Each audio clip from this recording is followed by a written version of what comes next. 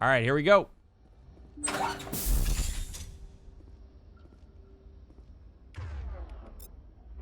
Actually, I'm probably gonna go sniper here. You'll see, Jugger. You'll see. It's pretty cool. The way they did it. Take them out. Enemy is everywhere!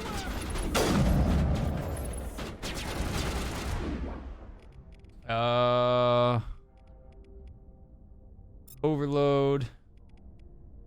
Warp. Damn it. Shoddy.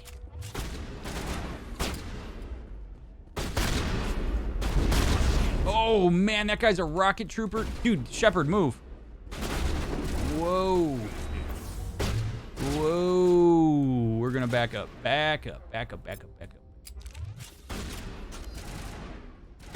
What are you doing, Terry?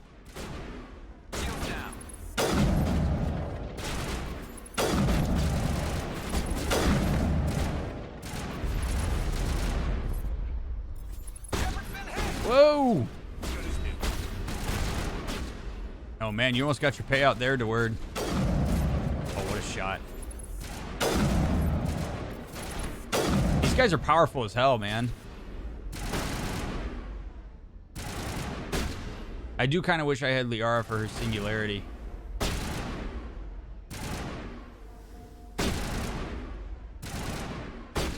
We're trying to find Rex's armor right now, yes. It's apparently in this building. Rex said when we walked in here that this is the place. So we'll see.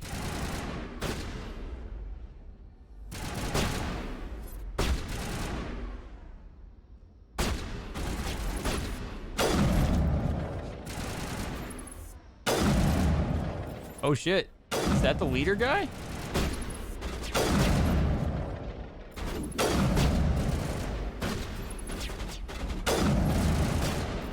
Come on. Oh my gosh. Oh, of course I missed that shot. Fling a grenade. Oh my goodness. There we go. Don't you love it when your teammates jump in front of you as you pull the trigger? Yeah, right? They down Mr. President, the enemies. It's great. Let's go. Warp and damping and warp. Just mess that guy up.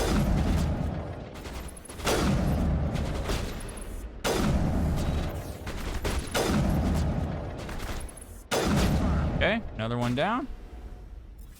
Doing all right here. That Turian is that's the leader guy.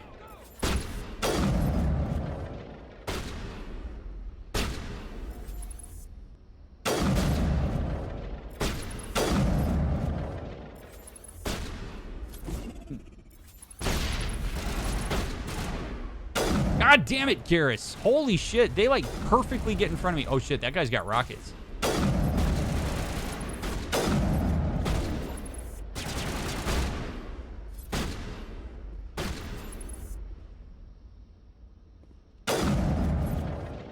I'm really scared of this guy because he's got rockets, man.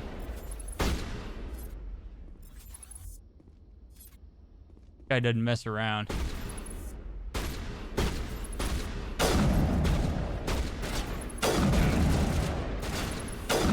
Oh, one more. Boom. All right, got him. Get my shield back here.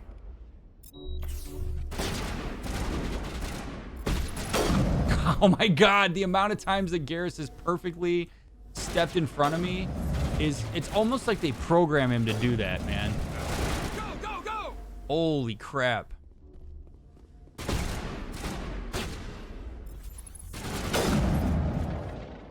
Like, look at that. It's like they literally have programmed them to be in front of my shots every single time.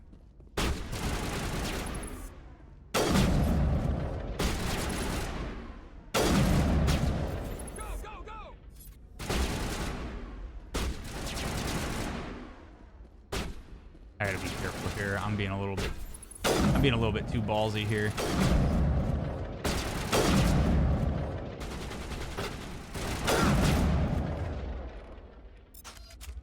Although if that guy keeps focusing on them. Good. All right. Wow, my pistol almost does more damage than the sniper.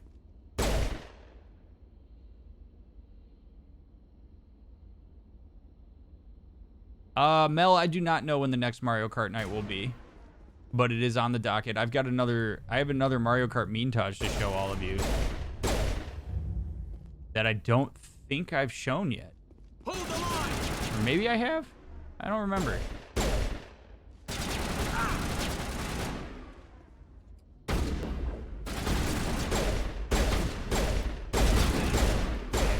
Look at that. God damn it. Garrus. Come on, man. Holy shit.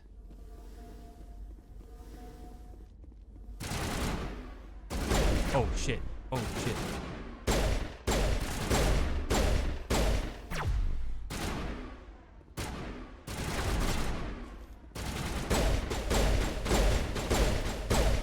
Okay. Ooh. One more. Can do a bet on the amount of friendly fire? Yeah, no shit.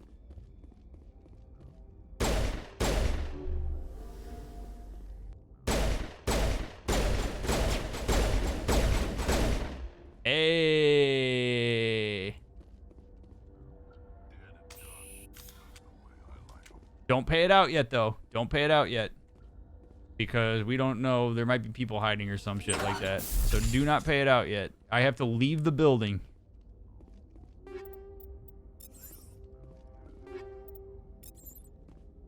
Oh, look at all these upgrades. Yes. Ooh, another biotic amp.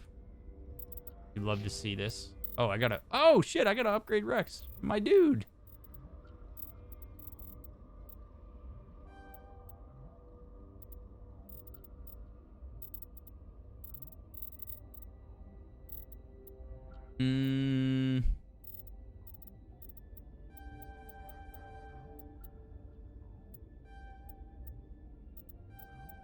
Okay.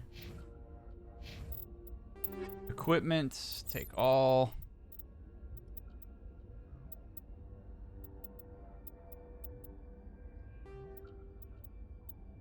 Under 5. Ooh, yeah. Good shit. And let's grab... the biotic amp's not as good. Okay. But Rex might be able to use one. Yeah, let's give Rex that guy. And Omni tool, no good. Okay, good enough. Wall safe. Ah. Cool. This is it. I can't believe my ancestors ever wore this piece of crap, but at least I've got it back. I'm glad we could help you get it back. I might just be starting to like you, Shepard. Cool.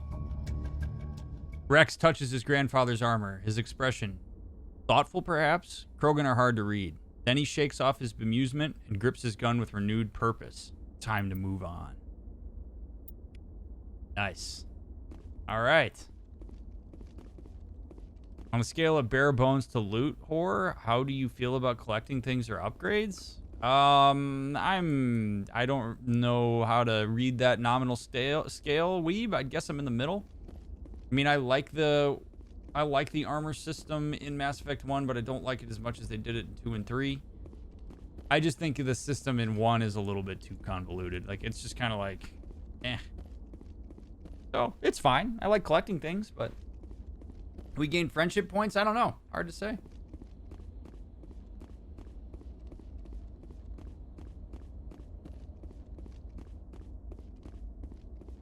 And we do have another door over here. Right. Damn it, that's loud. Medkit. Crate.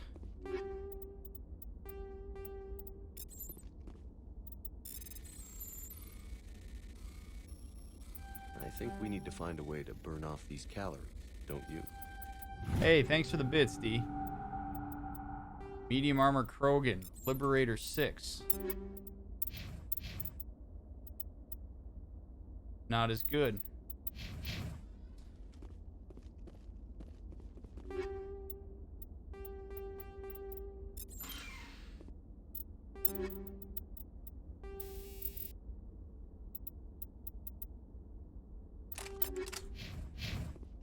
I remember a state public health department had an interview with an astronaut who had spent a year in space to give residents tips on managing life in isolation. You wouldn't think public health departments had astronauts would be a logical pair. Makes sense in that context. Later, Jakey.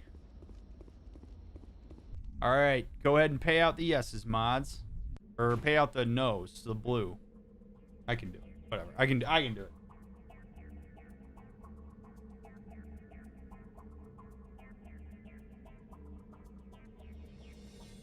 Congrats on believing in me, chat.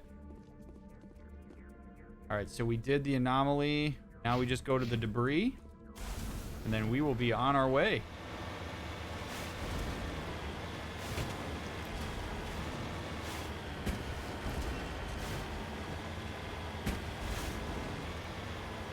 Woo!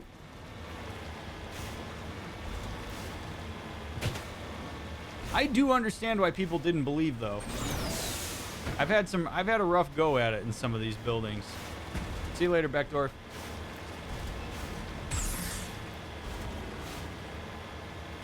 I would play an entire game driving the Mako. It's excellent, man. You've gotten one shot in a few places? Yeah, that Geth one was really, like, brutal on Novaria.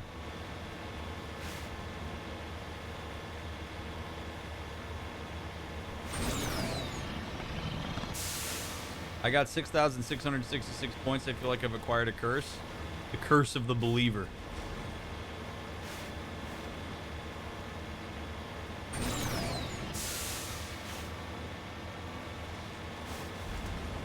And we gotta go a long way for this. What's up, Katie? How are you, friend? Let's go. Get your ass up the mountain, Mako. Come on. Yeah, you can do it. There we go. Man, that boost is super helpful.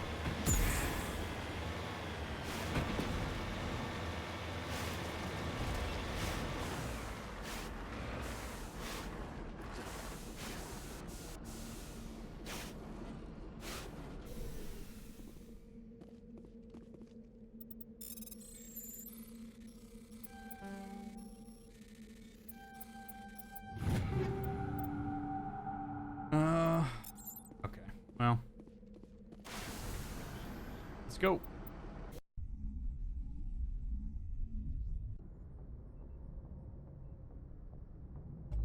All right. So I think that actually concludes our run of the Phoenix system.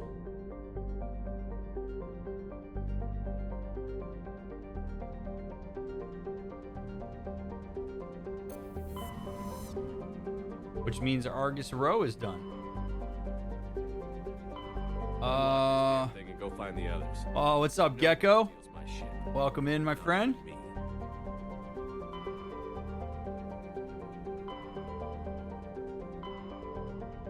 How you even handle these insane numbers? I don't know, man. I might have to just shut down stream before I panic.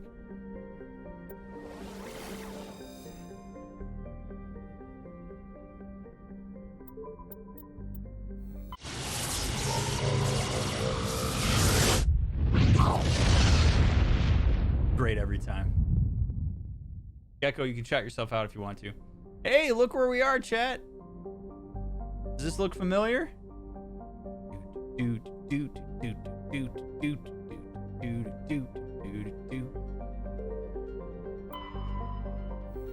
It's Pluto. Do yourself, pretty lady. What's up, Black Hole? Pluto is one of Sol's numerous ice dwarf worlds. It is mainly of note for being the gravitational anchor for the Prothean mass relay to Arcturus. Pluto and the Charon relay, formerly encased in ice and considered a moon, orbit each other. Pluto's orbit was circularized in 2157 as a side effect of the Charon mass relay recovery operations. Population of the gateway station's 9,300. So Pluto has use. See you later, Matt.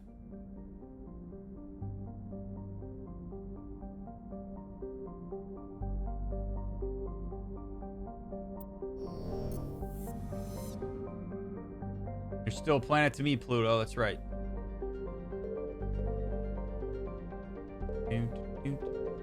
Here's Neptune. Though Neptune, like Uranus, has plentiful helium, its remoteness made it an unpromising target for mining before development of Mass Effect drive. With Uranus cheaper to exploit, it has never seen extensive development. The only permanent human presence is a small research facility on Triton. And there's 70 people there. Yikes.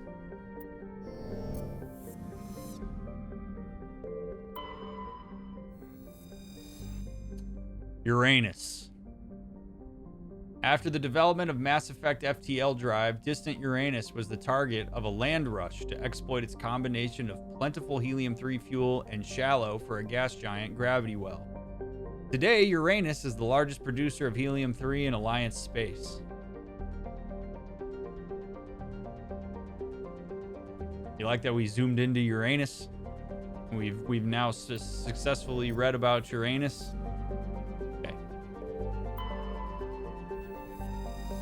Saturn has been a major source of helium-3 fuel for a fusion plant since the 2150s. The moon of Titan is mined for hydrocarbons and used as a hostile environment training facility for Alliance Marines. Population 117,000. Also, there's a dreadnought that sits in the rings, and they noticed that there was a very large fallen drifting not too far from it, or a hive. Appeared to be some sort of royalty that was slowly drifting away from Saturn. Zoiku, thank you for the 100 bits. Jupiter. Jupiter's deep gravity well and lethal radiation have kept its moons from being significantly exploited. The largest outpost is Binary Helix Corporation's Nautilus facility, attached to the underside of Europa's ice sheet. Only 9,100 people.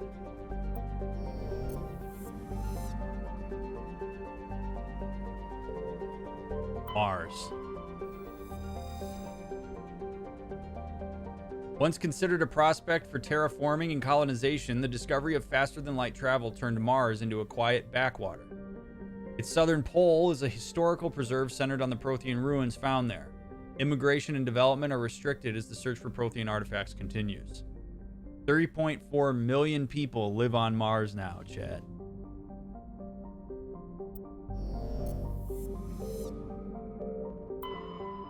Venus. With its molten temperatures, sulfuric acid clouds, and crushing carbon dioxide atmosphere, Venus has only a handful of aerostat research outposts.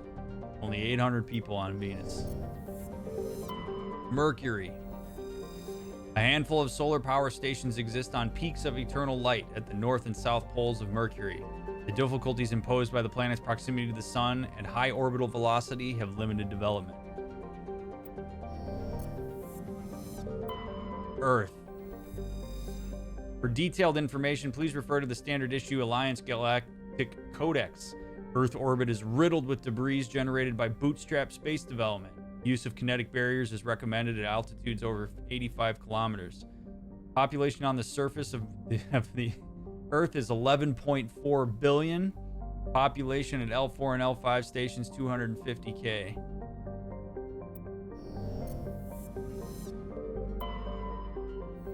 The moon. An early source of helium-3, Luna is now mined for materials used in space habitat construction. 24 major stations have been constructed at Earth's L4 and L5 Lagrange points, all from lunar resources. And we can land on the moon.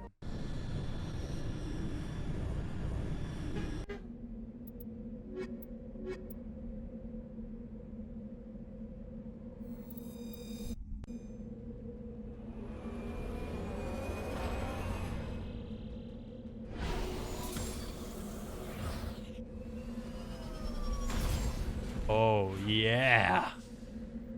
Unlock this damn thing and go find the others. What's up, Clockwork No one Dork? steals my ship. Not even me. Thank you for the follow, friend.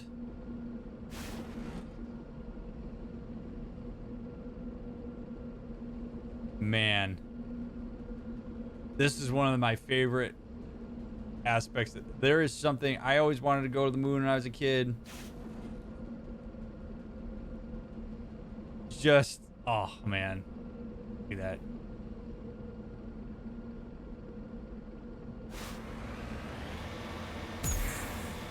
So cool. We have Alliance training ground and some debris. Let's go check out the debris. Doesn't look like there's much here. That'd be so cool to see IRL. No kidding, man.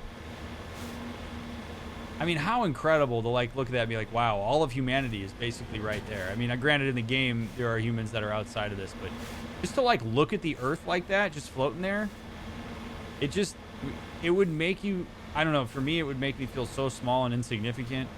Be like, damn. We're literally just on this tiny ass little orb in the middle of all of this.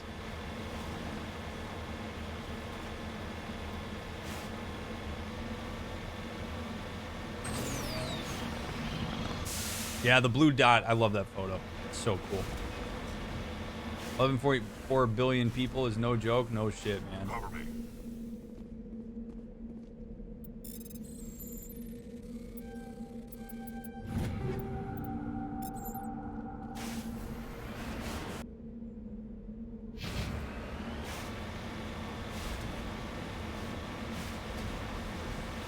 Let's climb.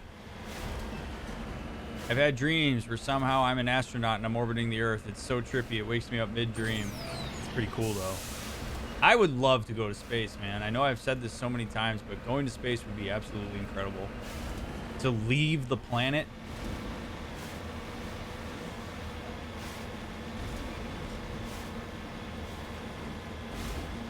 Look at it. It's just chilling. What is going on here?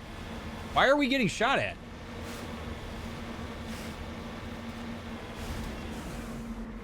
Alliance heavy turret. Why? Wait, why is the Alliance shooting at us?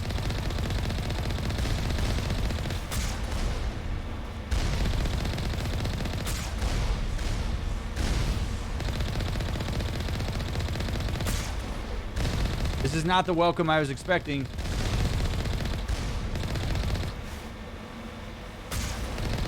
We've awoken the hive. Wait a minute.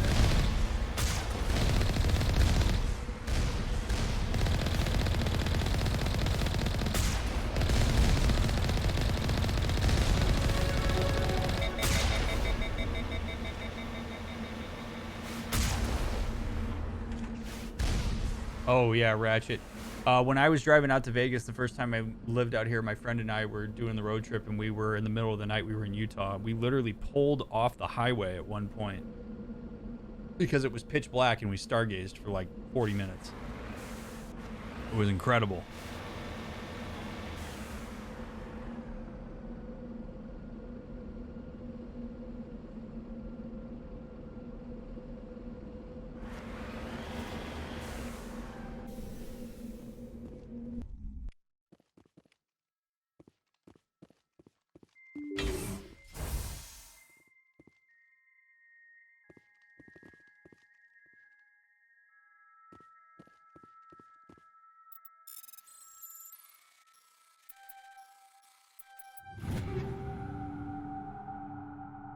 Nice, super chip.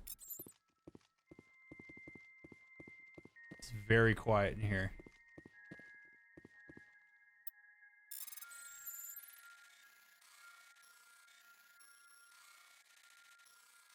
Very eerie.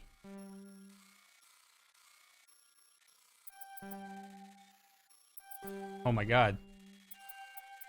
Whew.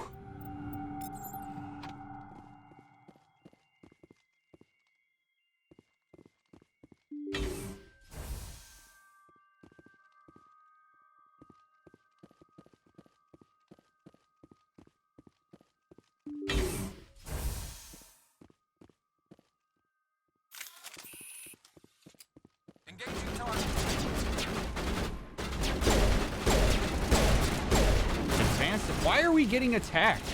We're on... hello, I'm Commander Shepard. I'm Commander Shepard. There's no reason why this should be happening right now. Why are we...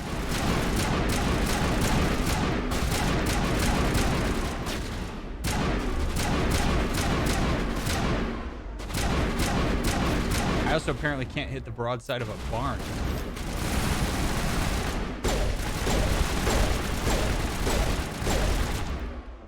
Garrus, are you dead? God damn it.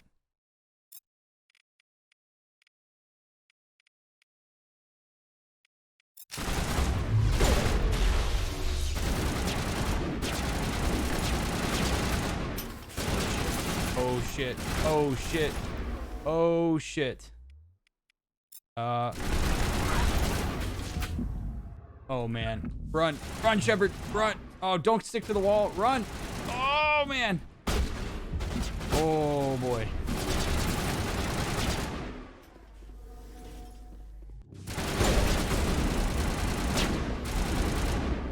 Garrus, come on, man. I'm gonna need you to stay alive. I need your technology specialties.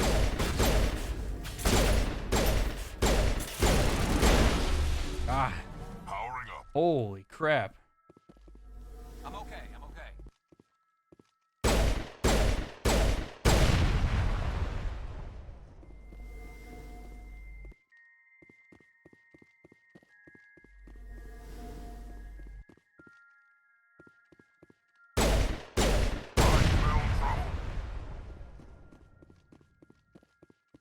All right, we still got 2 more. Oh! Cover. Fellas, go.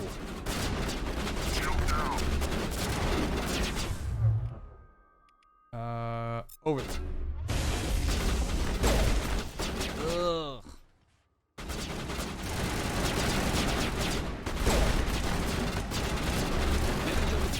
Holy shit, man. No.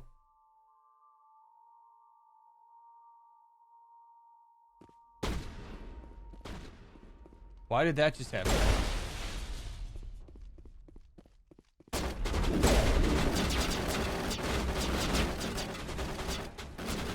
Good night, Fried. Good luck, buddy. I hope it goes well.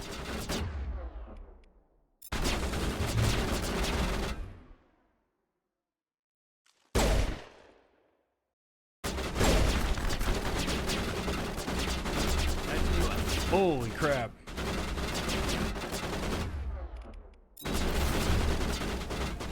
Shields back. Barrier.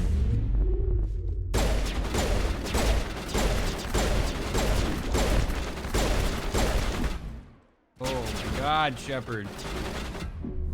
Using all my Medi-Gel out here.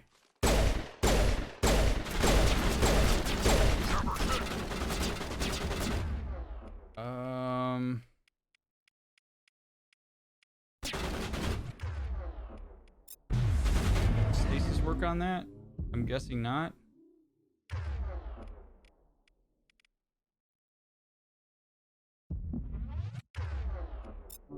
Thanks.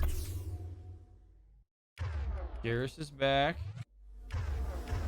Garrus, go. Sabotage.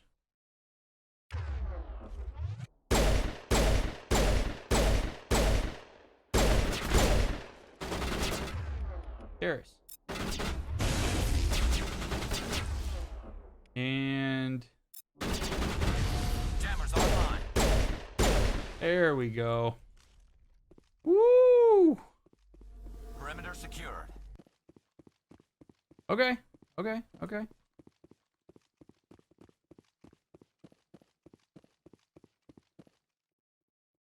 Yeah, we got this. We got to save in. I don't know why that went to desktop like that. This is super weird. I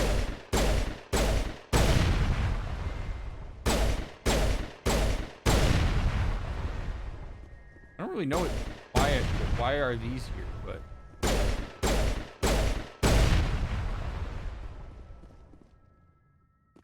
Hey yourself, pretty we'll lady. blow them up anyway. What's up, Harper? Do you have your hair all cute? Do you have your cute in a cute little baby ponytail? I do. Yes. Adorable. Just for you. What's up, Uncle Bill? So is that how the technological singularity will fight back? Just kill the stream every time our Vanguard gets the upper hand? Dude, it legitimately feels like that's the case.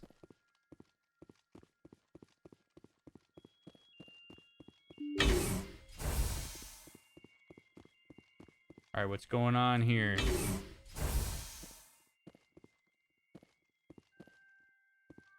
VI conduit. Alert. Toxic gas is being vented into the bunkers. Well, that's fun. We should probably hurry.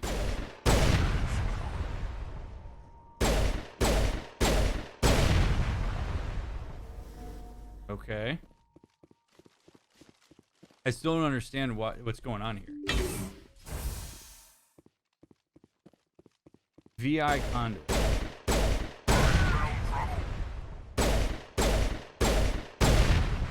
Area secured.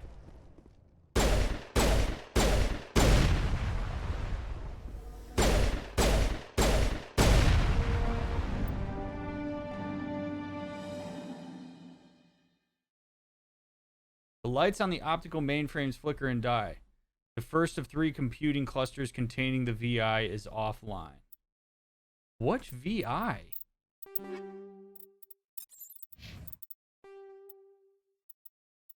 UNC Rogue VI. Destroy conduits in each of the 3 VI cores. Head to the Sol system in the local cluster and deal with the Rogue VI on Earth's moon. Oh, shit. All right, so apparently... I don't remember getting this mission. But apparently we have it. Okay, so there's a Rogue VI on the moon. So both Purple and Munchie, my apologies for timing you out, because apparently we did know this. That's my bad.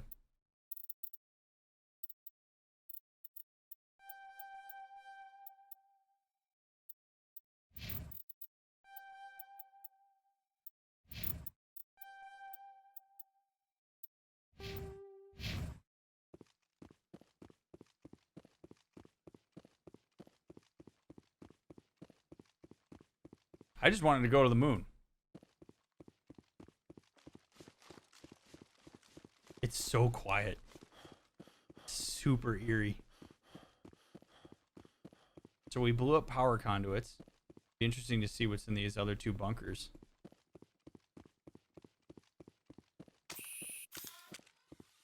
So wait, did Admiral Hackett come on comms last night and tell us about a Rogue VI on the moon?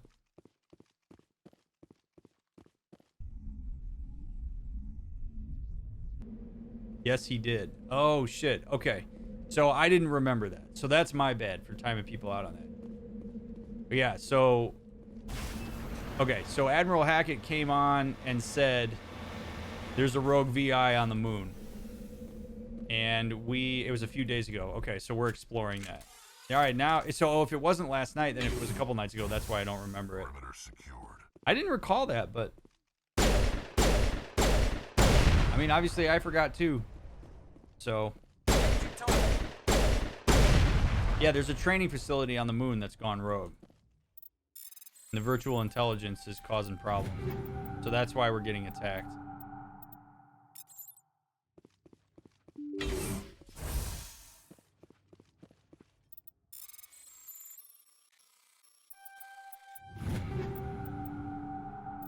Ooh.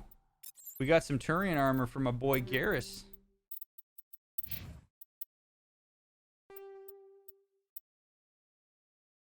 Hey, just for you, Ellie. He's got camo now.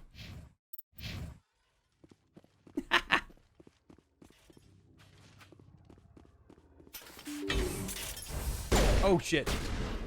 Run, boys. Whoa.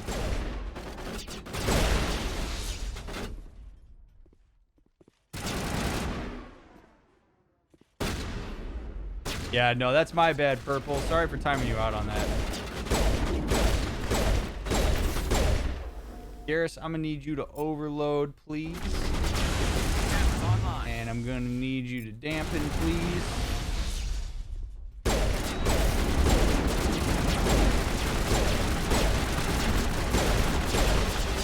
Woo! Get my shields back. And let's go marksman.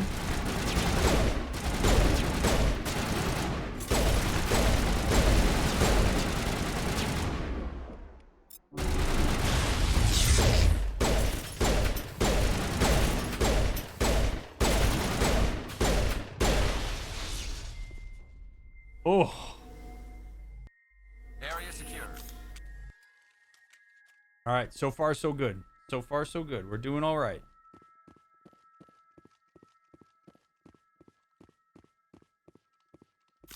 More power generators.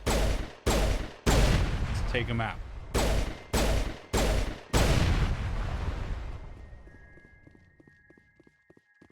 You'd think there'd be a little more organization to these buildings. Wouldn't you?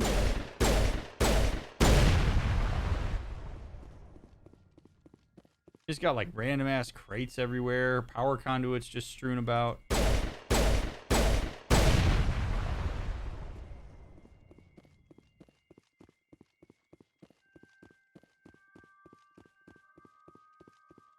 Think we'll get poisoned again?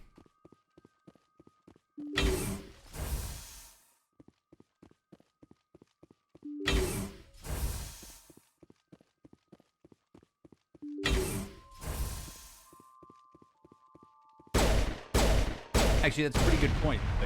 Kinetic barrier fields powering up throughout the bunker complex. Oh, well, that's fun. We got them all, Shepard.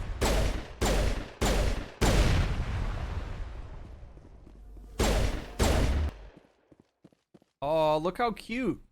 Garrison and Rex match. We got camo. You can't see either one of them. Aw. My buds.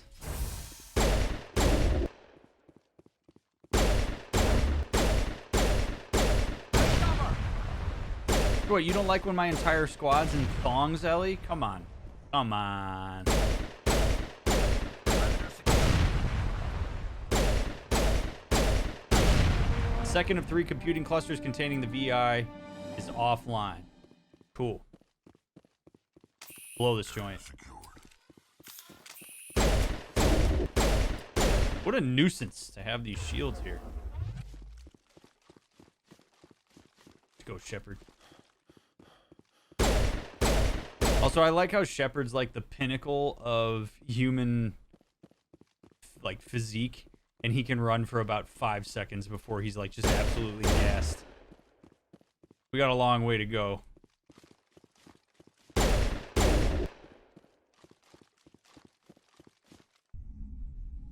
All right, one more. Let's get it done.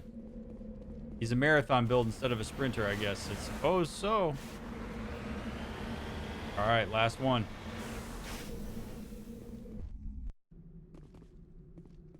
Hey yourself, pretty lady. Divide, thanks for the follow. Can't blame his endurance with all that gear. That's a good point, too. The armor's probably pretty heavy. You plan 100%? No. It's not possible to 100% the game in one run. If you're referring to achievements, but I'm gonna do as much as I can.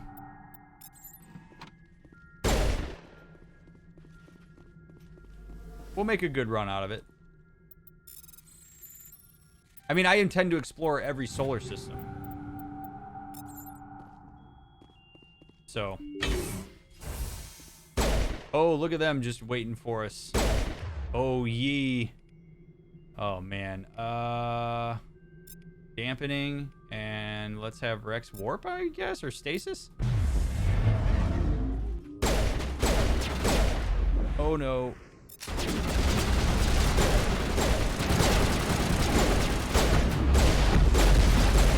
Oh, my God.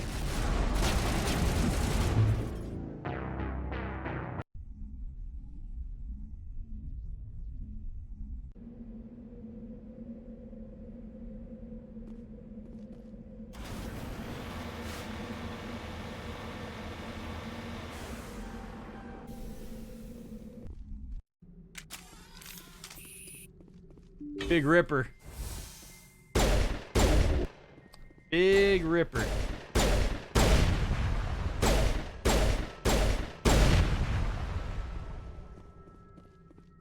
I did die, yes. I am deceased.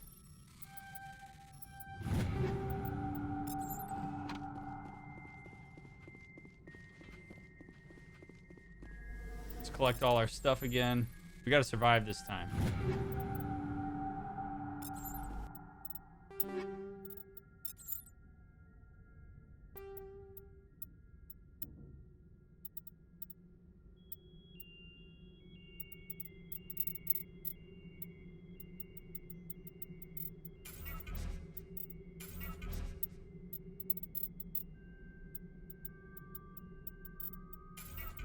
See, this is the part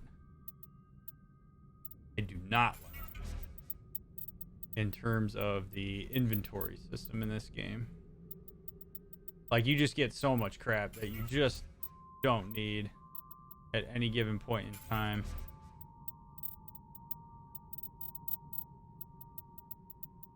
So let me just get rid of this because, oh, I watch. You know what? I'm gonna do all this and then I'm gonna die. Watch. You just watch. Stupid time to do that. Hey, Mia.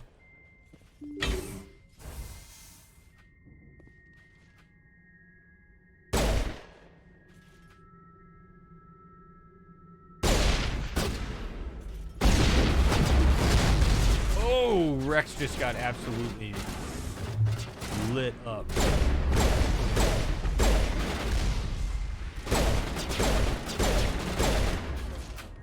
Garrus, I'm going to need you to overload that. I'm going to go marksman. Oh, boy. Oh, boy. Good. I don't like this. I don't like this at all. We're going to go barrier.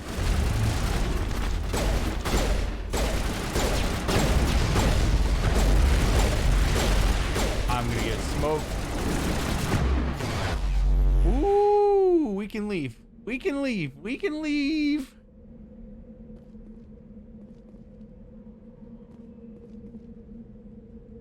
Catch our breath. Catch our breath here. Okay. Back in. Do we get wrecked as soon as we go in here? Does it reset? I have no idea. We aren't dead.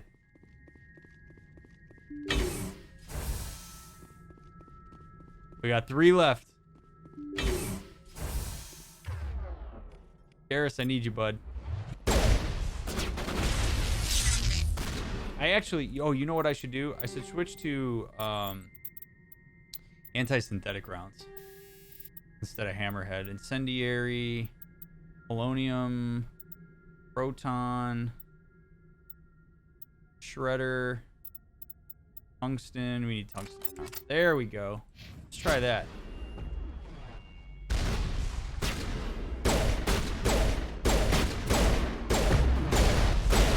Get that 30% damage bonus. That's huge. Rex, I'm going to need you to meat shield for me. Oh my god. Look at that tank. Absolute baller. What a tank. All right, we got it. We got it. We're safe. We're okay. Everybody good?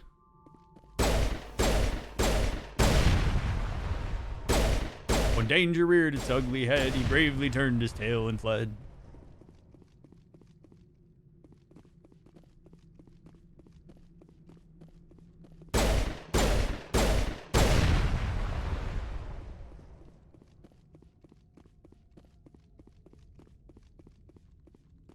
I think that's all of them. Oh, one more.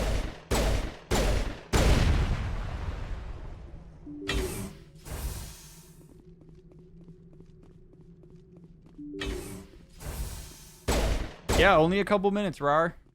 Only a couple minutes. All right, this is it, chat. This is the moment.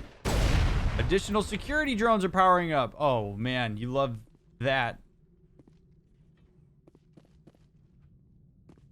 Yeah, you stay behind that shield.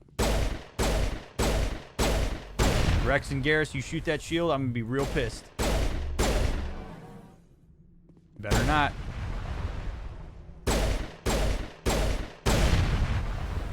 Okay. Okay. Okay. Easy peasy.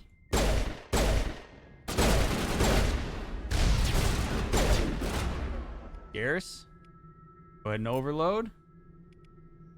Rex, hit me with that stasis.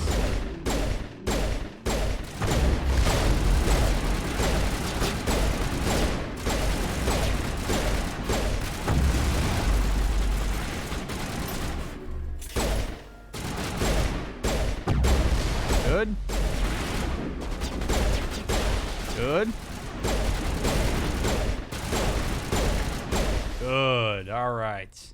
Well done, fellas. Well done. Good night, Gecko.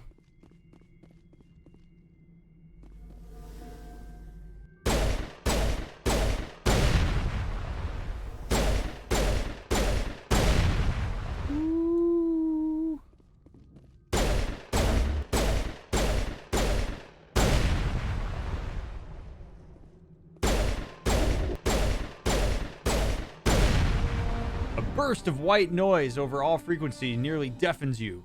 Your hard suit's heads-up display interprets it into a series of zeros and ones. 0 1 0 0 1 0 0 0 0 1 0 0 0 1 0 1 0 1 0 0 1 1 0 0 0 1 0 1 0 0 0 0. Anybody know what that says in binary? Because I have no idea. They repeat again and again, blanketing all frequencies until the lights on the final VI cluster flicker and die. Specialization class achieved. Ooh.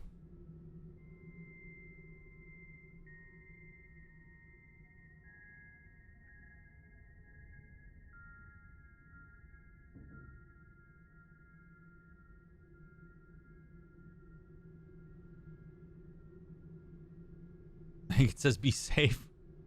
Well, it's 4 letters, right? Or maybe, I don't know. I don't know how to read binary. No idea.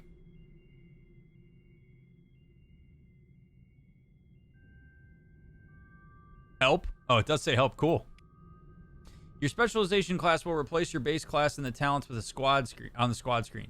Talent ranks in your base class transfer over to your specialization class. Go to your squad screen to view your bonuses you gain with each rank in your specialization class. Shock Trooper or Nemesis? Shock Trooper. Highly trained killing machines. Shock Troopers excel in all combat situations. Increases health, damage protection, immunity or barrier ability, and the adrenaline ability. The Nemesis is a biotic specialist who uses Mass Effect fields to inflict heavy damage against opponents. Increased duration and damage for all biotic abilities. Nope, we're going Shock Trooper. Not even a question. Shock Trooper right here, baby. Ooh, I could actually undo my talent points. I don't need to do that, though. I feel okay about what we got so far.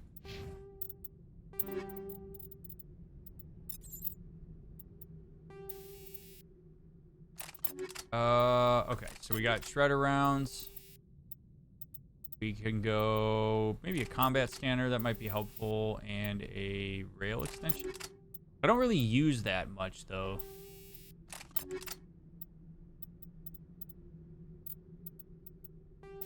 Recoil damper, we might have a better one. Kinetic stabilizer, probably better. And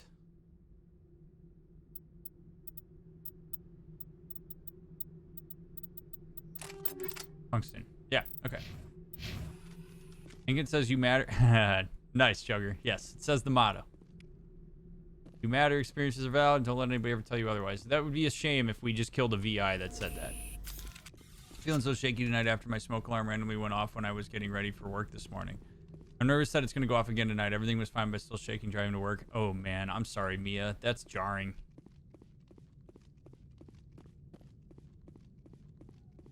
I hope it doesn't go off either. You probably need a night of it not going off to kind of recalibrate, but that sucks. That's so unsettling.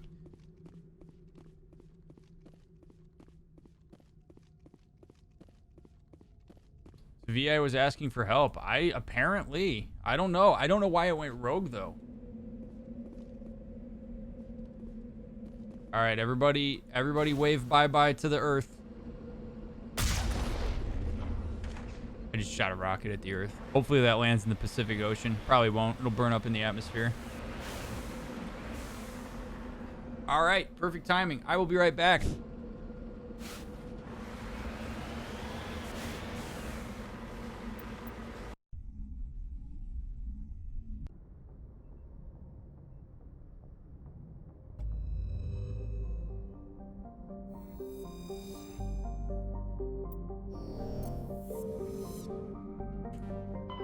Alright, so we have officially checked out Sol. Local systems donezo. Let's look at our journal here. See what we got. So we've got Vermeer. Head to Vermeer to rendezvous with the Solarian team. Race against time. Find the conduit. You need to explore Pharos, Novaria, Artemis Tau Cluster, and Vermeer to find the clues that will lead you to the conduit system, or the conduit before Saren, which means that we need to go to Pharos. Okay. Let's see. Garrus, find Dr. Salion. Doctor at risk. Head to the Newton system on the Kepler Verge and warn the doctor. Investigate Cerberus. Data disks, privateers. Talk to Garoth. You discovered what happened to Willem, Garoth's brother. Return to the Citadel Tower and tell Garoth of his brother's fate.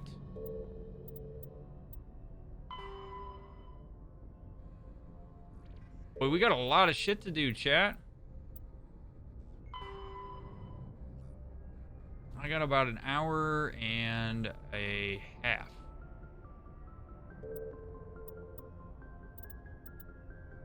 I think maybe we knock out...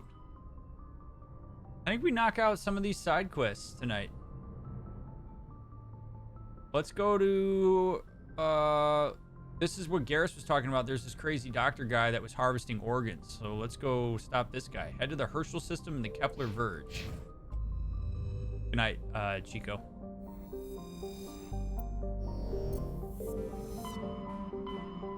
Kepler Verge.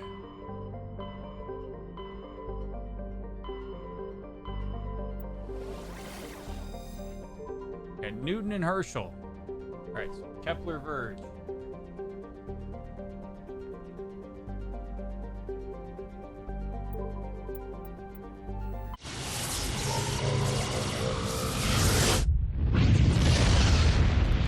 And we'll go to Pharos tomorrow. Okay. Tungle. Tungle is a massive terrestrial world nearly twice the size of Earth, with a dense atmosphere of nitrogen and ethane. Its scorching hot surface is mainly composed of iron, with extensive deposits of heavy metals and radioactives.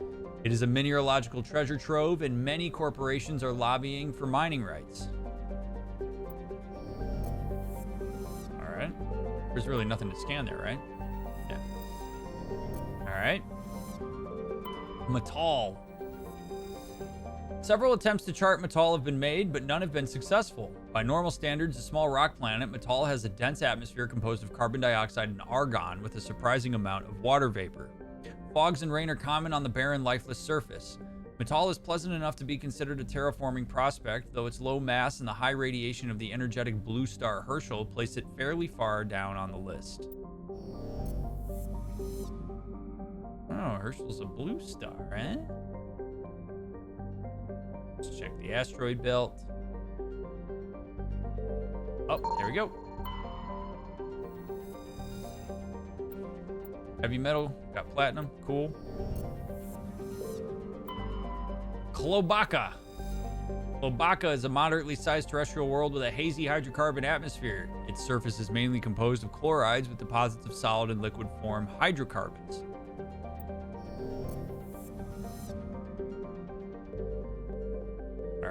Klugon. Klugon's hydrogen-helium atmosphere is given a fairly dramatic emerald tint by chlorine and ionized gases. It has nearly 100 moons. That's cool. All right, the MSV Fidel.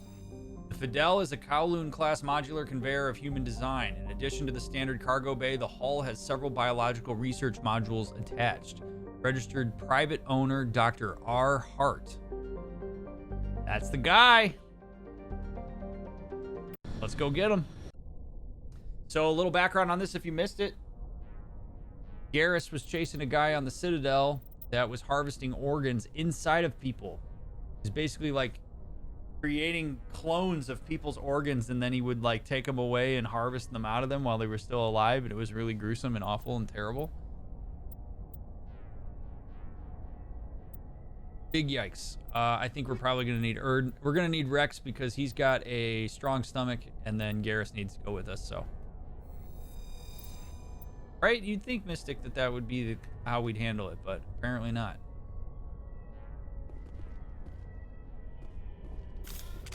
All right, we ain't taking any chances. Here we go.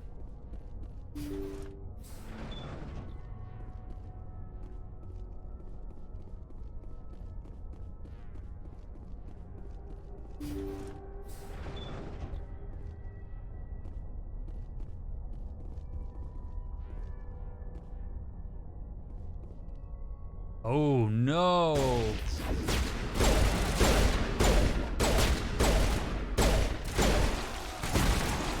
Oh shit. And they like barf on us? Oh my god. Oh my god, I got stuck. Oh, run, Shepard, run.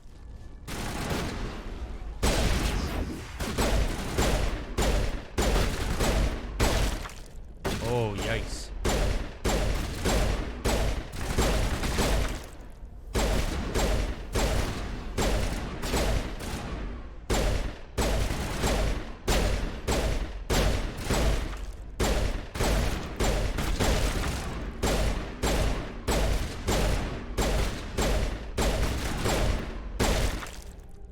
Yeesh.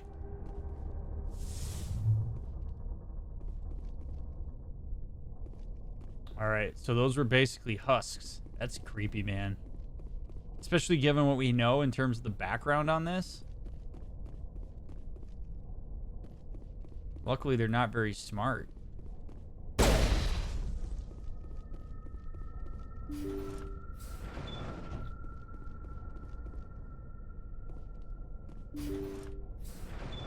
Thank you. Oh, shit. Thank you for saving me from those things.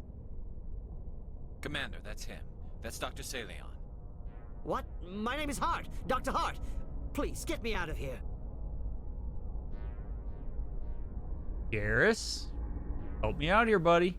Are you sure it's him? Positive. There's no escape this time, Doctor. I'd harvest your organs first, but we don't have the time. You're crazy. He's crazy. Please, don't let him do this to me.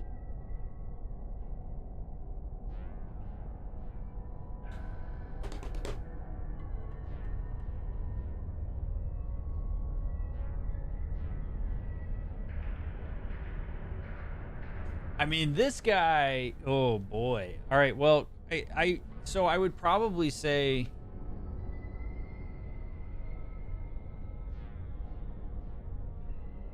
yeah, I would tell Garrus to stand down and be like, "Hey, hold on a second. We have this guy at a disadvantage. Maybe we can get some good info. We can kill him later. So hold on." We'll take him in. Drop him off with the military. But we have him. We can't let him get away. Not again. We're gonna take him to the military. He's not gonna get away, dude. We can't be going vigilante justice. Although I do understand why we might kill this guy. I do understand why we might kill him, but I'm sort of taking Garrus's word for this. I do understand why he would want to do this. I really do. But if he dies, we'll never know what he's been up to or how he did it. We'll take him in, interrogate him, and he'll serve his time. Okay. You're right. You're a very lucky Solarian. You owe the commander your life. Oh, thank you so very much. oh, And so he dies anyway. What was the point of that? what?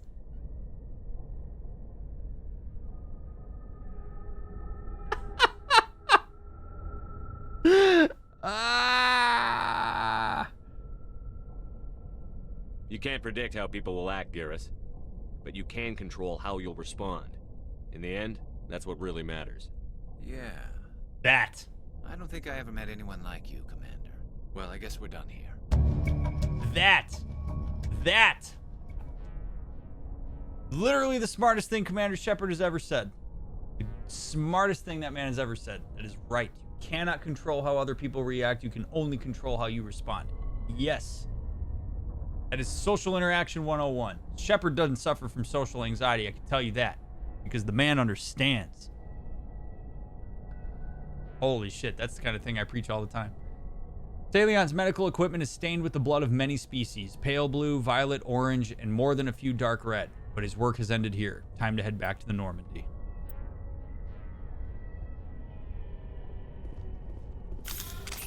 Whoa, why is this so choppy?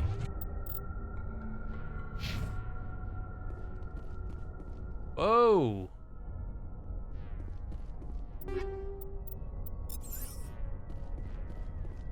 I just lost a ton of frames, so hold on. Let me loot this stuff, and then we gotta get out of here because this is all glitchy.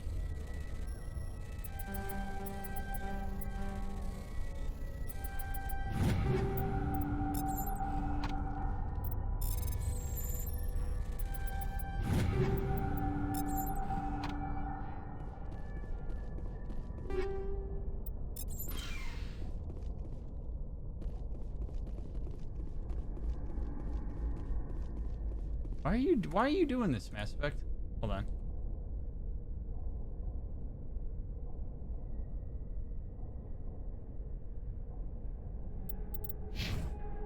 Wait, does it really look fine for you guys? Because I'm running 20 frames. We have got to get out of here. Okay, yeah, it is choppy. That's what I thought. Let's holster. We'll run and get out of here. Hold on.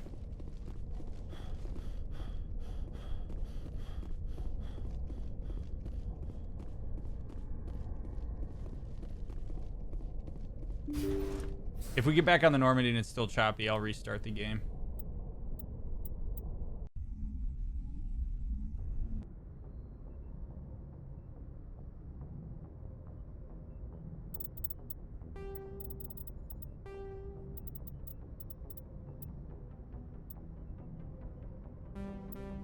There we go. All right, we're back.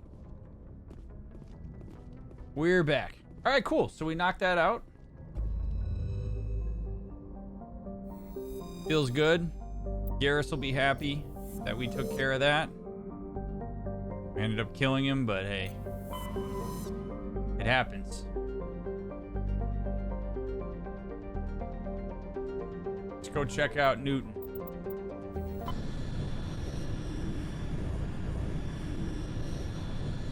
Message coming in.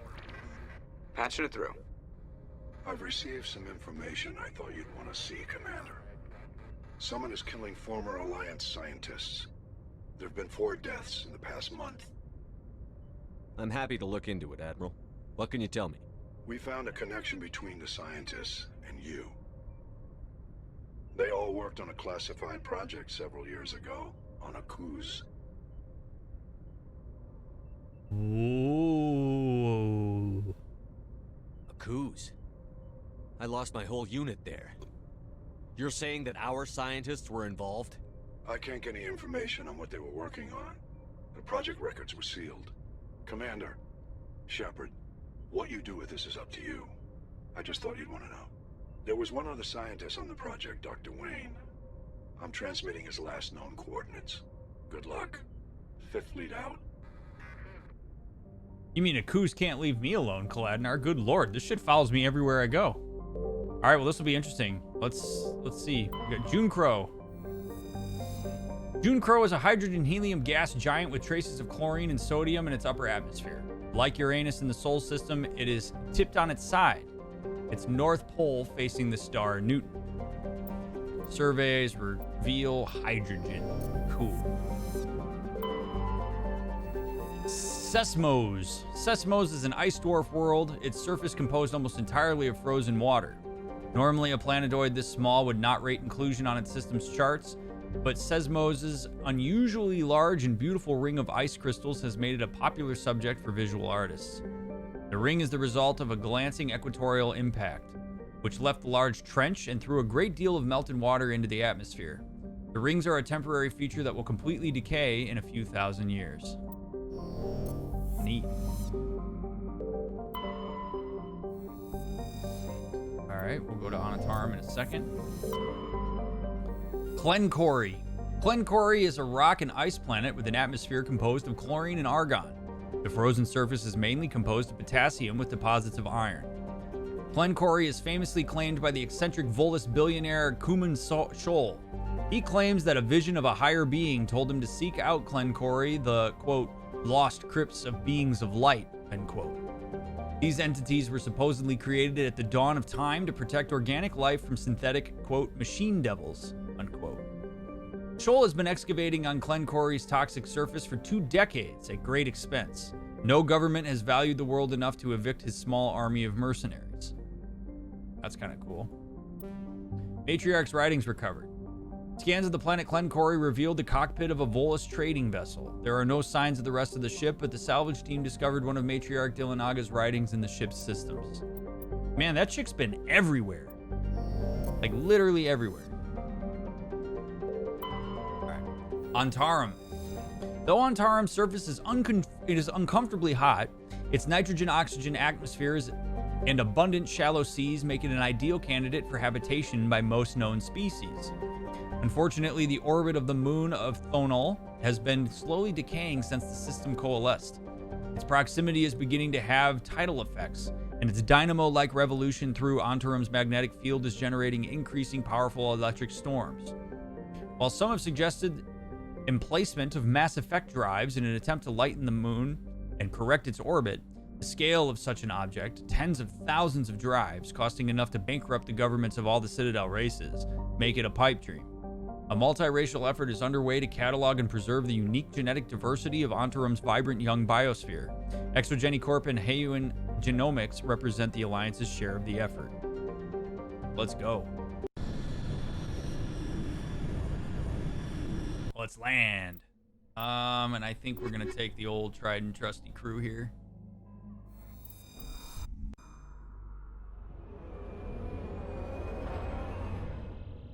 I also kind of want the 2 that don't really understand what happened to me on a cruise. I don't want to take any humans with me on this one.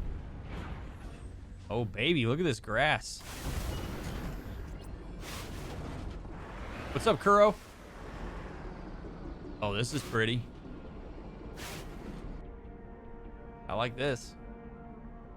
Anomaly. What's up, Ammo?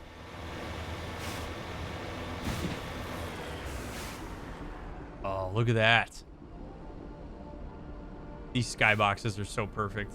I genuinely think the only people that do skyboxes better than BioWare in this is Bungie with Destiny. Those skyboxes are incredible, but man, are these good. Nice, Ammo.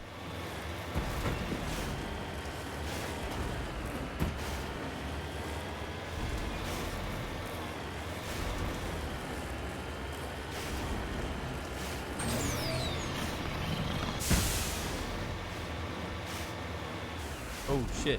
What are those? What are these?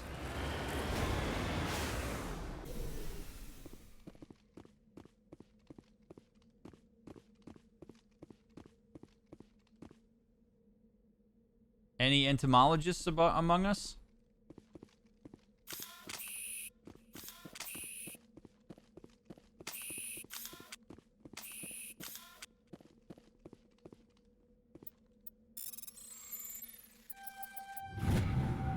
Turian insignia recovered. It's unclear what happened to this Turian. He had an ancient paper book with the Bostra Outpost insignia printed on the cover. Oh, bummer. Hey, what's up, princess? Target practice? I ain't gonna kill them. They're not hostile. They don't shoot at me. I ain't shooting at them. We're gonna be nice. All right.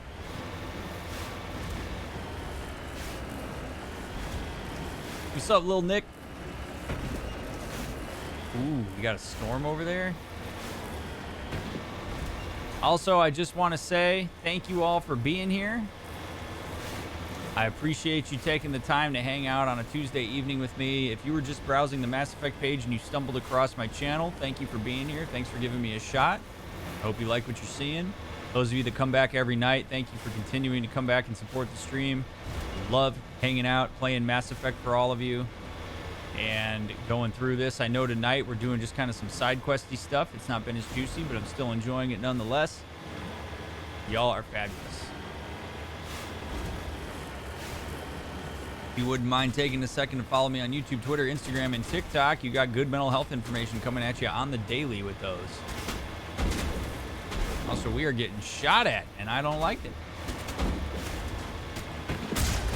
Who the hell is here?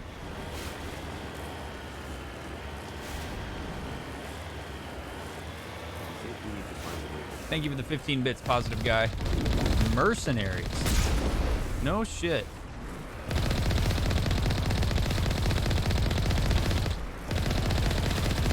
All right, Shepard, can you? Okay.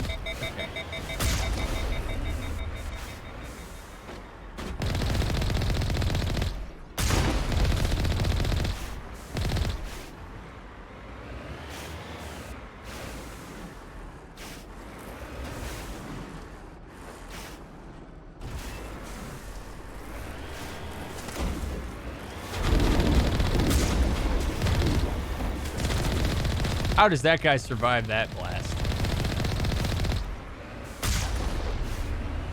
There we go.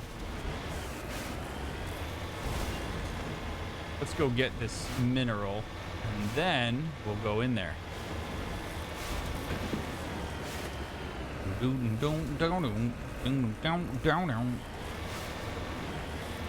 What have we here?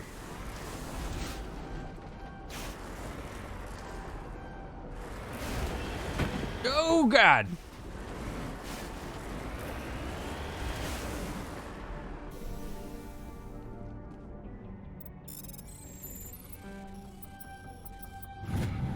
Heavy metal with palladium. And we get so many credits for that. It'll be nice to go back to the Citadel and get this Spectre Requisitions guy to give us some good stuff.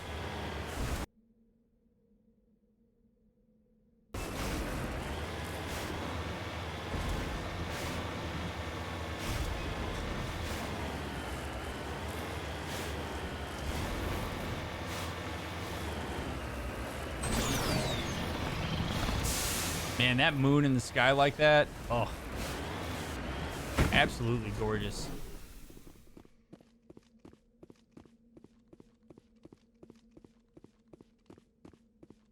All right, let's go in. Well, we have more mercenaries to fight. Metallica or Iron Maiden? If you're giving me, if I have to only choose one, I'm taking Iron Maiden.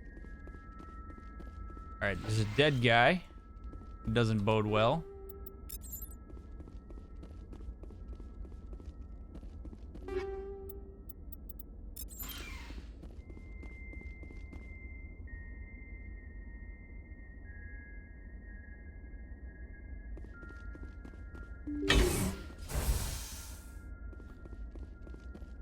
All right. These are the scientists, like, what? Oh, another dead guy. So these are scientists that know something about Akuz, which is where we lost our entire squad, and I managed to survive.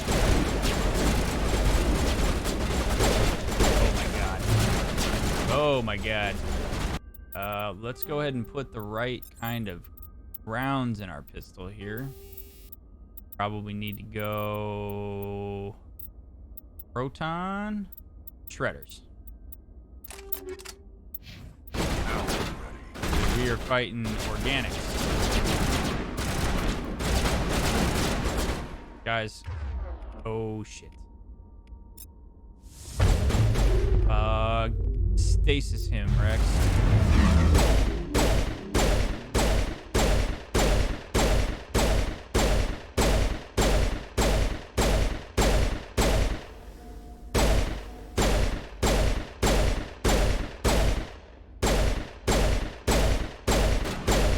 Wow, that only got to his shields?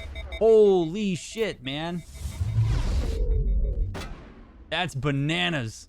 That guy had so much. Oh. Powering up.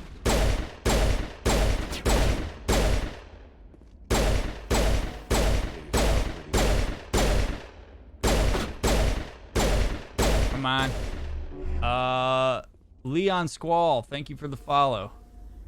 Much appreciated. Alright, we're rocking and rolling. Come on, boys. Oh, let's go Unity. Let's get Garrus back. Put a barrier back on. Let's get it done. Let's get it done.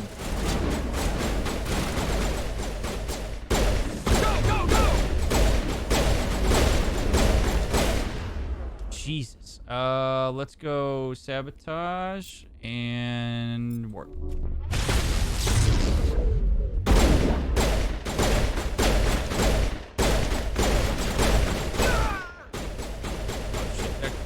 Boy, that Krogan is gonna be nasty. And as long as he stays back, though, we should be okay.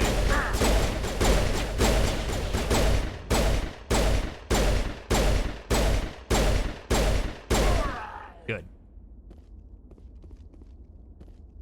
God, Krogan are a bitch to fight. Oh, we got another one? 2 Krogan?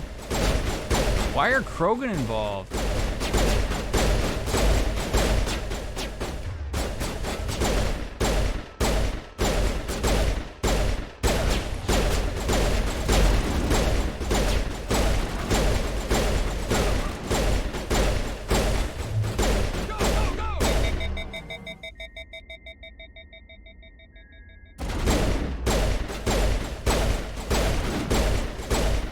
Boom. One more. We got this.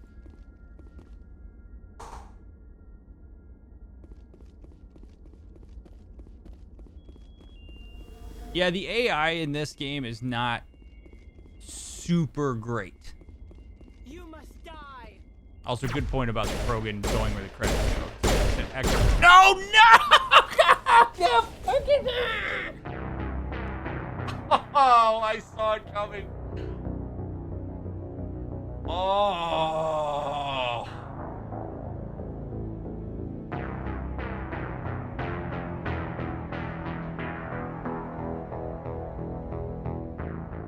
Oh, what a dumb death. What a dumb death, man.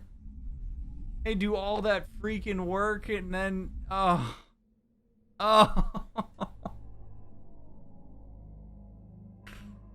Oh, no, no, no, no, no, no, no, no.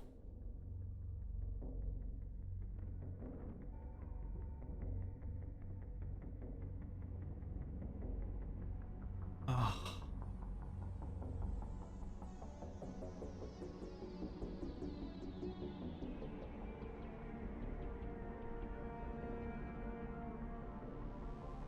Okay.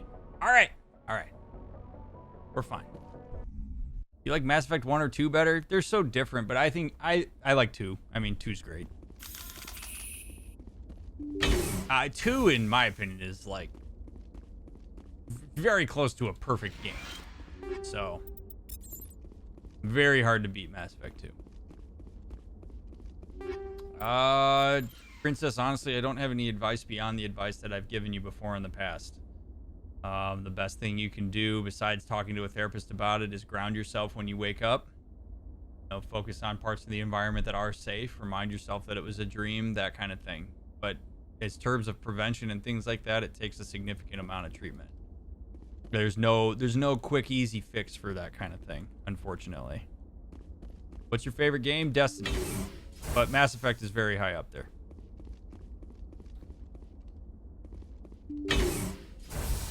Well, Nick, I stay up late, so there's that.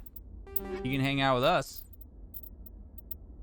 Let's get those shredders again.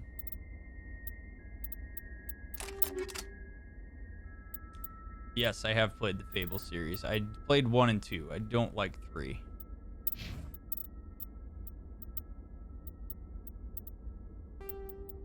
Let's give him shredders. And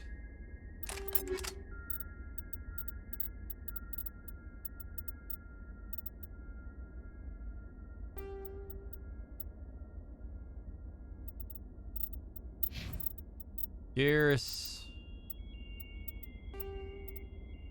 Same thing. Oh, we're fine. Yeah, no, that's all good, Princess. I just wanted to make sure I said that, like, I don't have anything additional beyond that. Like, it's okay that you asked twice. I just want to make sure that I'm clear that there isn't like more that I like haven't told you. Oh my God, I'm gonna die. Yep. Oh, Jeez. Know yourself, pretty lady. Thank you for the follow, Frozen Kitten Paws.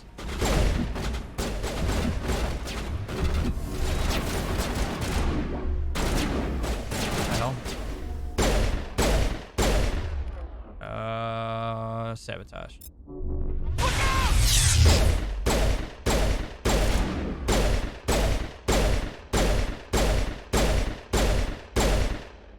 That sniper has gotta go. I'm not dying.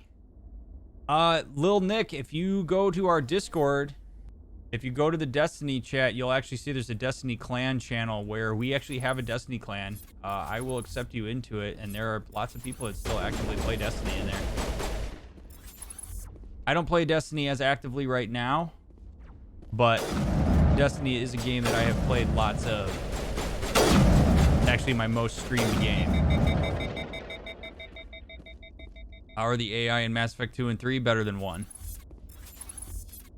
I will say I'm going to be very limited in my answers to questions about Mass Effect 2 and 3 because I don't want to give anything away. So,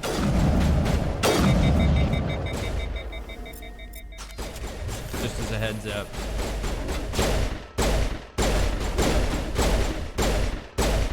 There you go. Krogan down.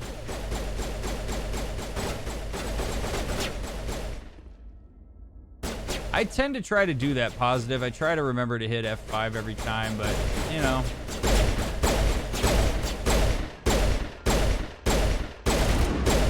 Your boy forgets sometimes. Also, I wasn't going to be able to save because I had cleared the room at that point, so.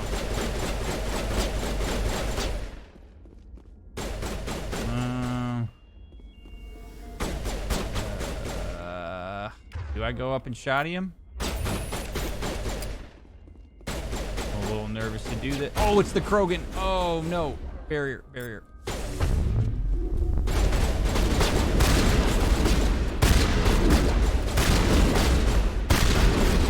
Run. I don't need to risk this. I do not need to risk this. If they die, I'll unity them up. Guys, get out of my way. And sabotage.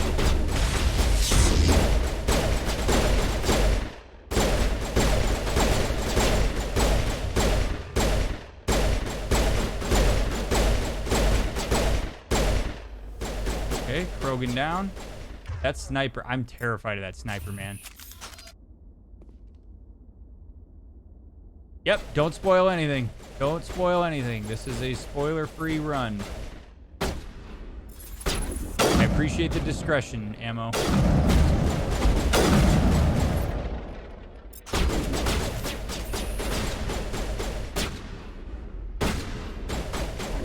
Here it comes.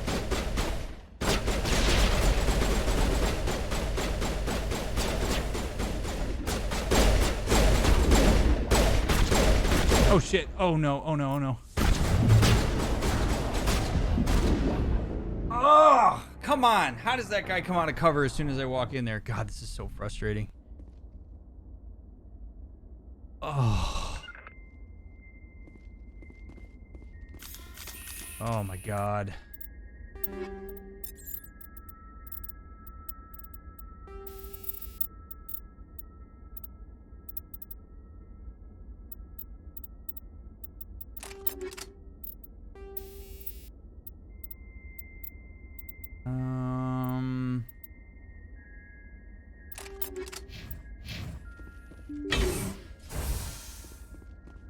Let's try it again.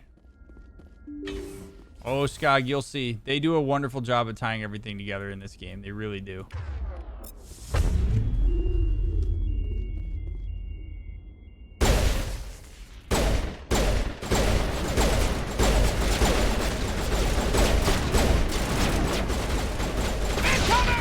Oh my God.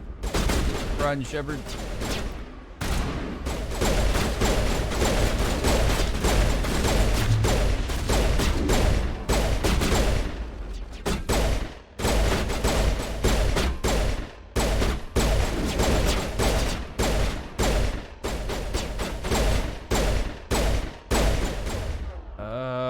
Stasis. There we go.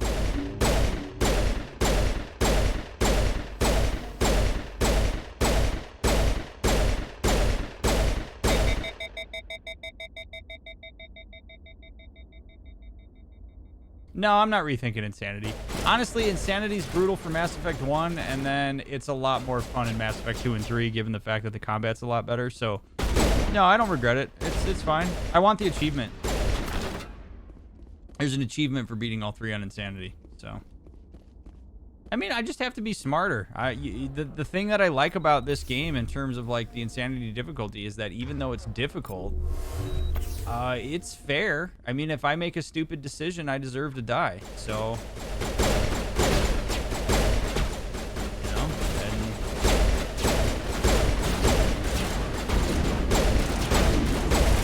God, these guys bum rushing like this. As soon as you walk in the room is brutal. All right, let's go overload and stages.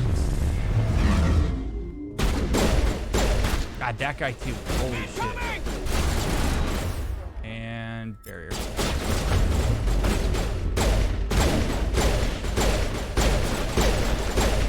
Good. Kill this guy. Good.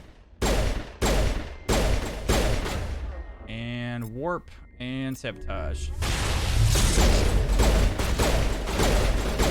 Good. All right, now let's take out the sniper. Let's be smart. If I see that red line.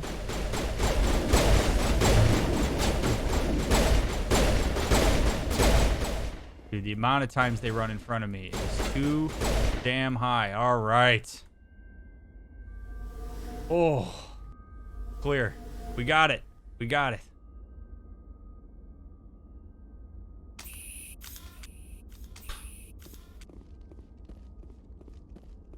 All right, let's see what we got here.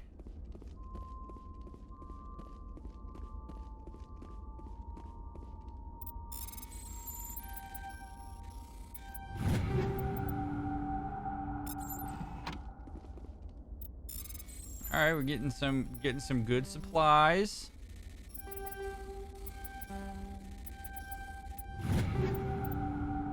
Heavy armor human. You can just go ahead and reduce that. And medical kit, that's helpful. That was tough work. It was. Yeah, it would have. Would be shopping for characters that aren't in the party and being able to swap party members without having to enter the Normandy. I kind of like the fact that you have to decide your shore party. Like I don't really like just swapping in and Stay back. I've got no grief with you. All I want is this bastard. Please! He's a madman! Mr. Toombs, you're insane! You need help! Shut up! You don't get to lie. You don't... Shepard? My God. Shepard, is that you? Toombs? But you were on a cruise. I saw the Thresher mob pull you under. They took me, Shepard. The scientists. You can't prove any of this! This man is delusional! See, they were running tests on the Thresher moths. They let those things hit us just to watch and study. I woke up in a holding cell. The scientists were delighted I'd survived. Now they had someone to run tests on. Whoa. Tell me more. What did they do to you, Toombs? You can't believe Toombs! He doesn't have any proof! I demand a fair trial! He was there! You bastard! He knows the truth! They're part of some organization, Cerberus, that runs secret tests like this. They treated me like a lab animal. This man deserves to die, Shepard. For you, for me, for everyone else in the unit. Are you with me? Okay, so I know him. I know Toombs. I do trust him. But again, I'm not a big fan of vigilante justice here. I don't like that. First of all, if this guy is behind, maybe this guy will talk. Maybe this guy will out with this Cerberus group, whatever that is. Like, maybe he'll out them. Maybe there's a chance that we can get more information on the tests. / what did they learn? Like, I don't have enough information here, so I don't want him to kill him. You're better than this, Toombs. You're not like them. Don't tell me who I am. You got away with a few scratches and a scary reputation. The rest of the unit died, and I was tortured for years, Shepard. You can't judge me. You don't have the right.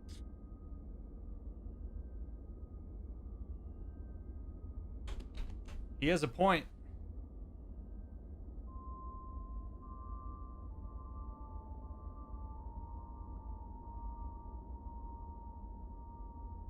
I think what I'm most curious about, though, is why hasn't he shot him yet then? What is his hesitation? I don't quite understand why Toombs is looking for my permission on this. Like, why wouldn't he have just blown the guy's brains out already? Given the fact that...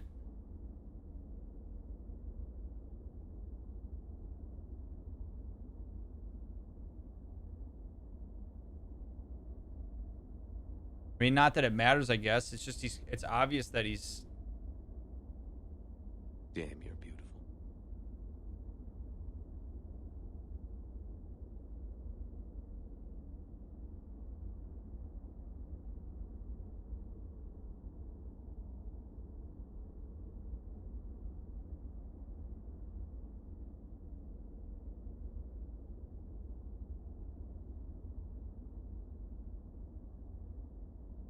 So here's where I'm stuck. I don't quite understand these responses.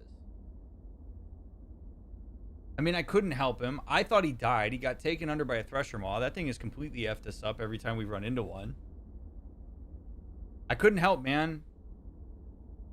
Toombs, if I could have helped you on a cruise, I would have. All I can do is help now. Let me. Okay. I'm no murderer. They couldn't make me one. Just as long as he goes to trial. Absolutely, Maybe man. the screaming will stop now. I don't know. You did a good job, buddy. Those bastards can't hurt you anymore. Joker, tell the Fifth Fleet we need a ship for pickup. Aye, aye, Commander. Toombs stares morosely at the floor, lost in his memories. You give the scientist a shove toward the door. Your mission's complete. The Alliance courts will take it from here.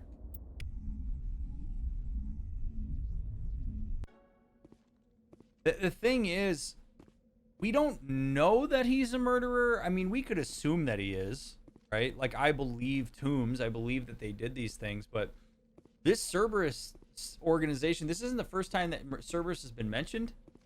And it's probably good for us to know a little bit more about what they're up to. Here's the issue is like, if he kills him, I understand. I empathize. But if he's going to drag me into it and he's going to have me involved in that decision, then I have to give my 2 cents.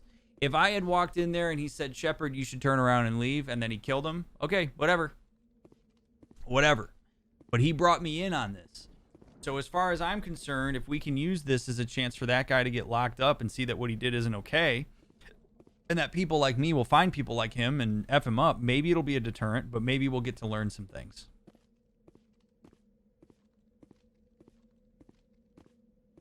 Oh, has he, Jugger? I didn't even catch that.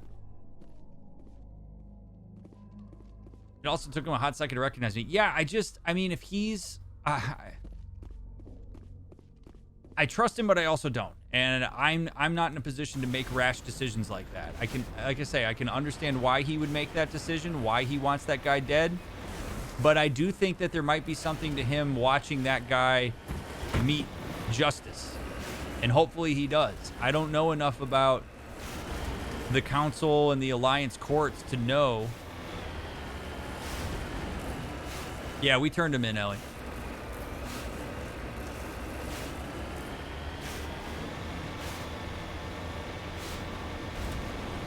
Hopefully it'll end up being the right decision. But if you're going to bring me in, if I have limited information, I'm generally going to go with, I don't like vigilante justice on limited information.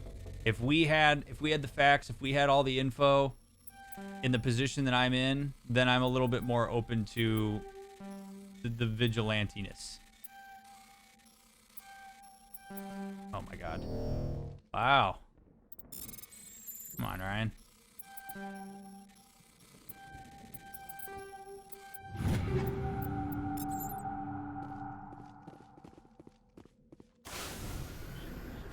That dude's seen some shit, though.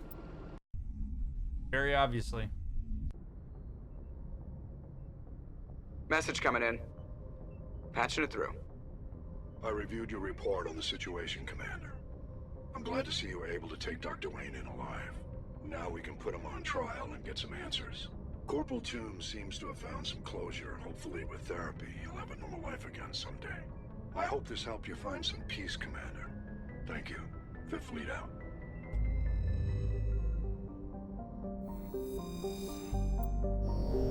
Good. Good.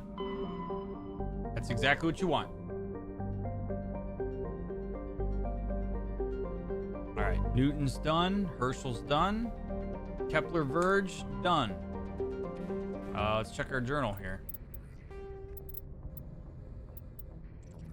I want to learn more about Cerberus. So let's go to the Yangtze system and learn more about Cerberus. We've been hearing a lot about him tonight, so if we have a lead on him.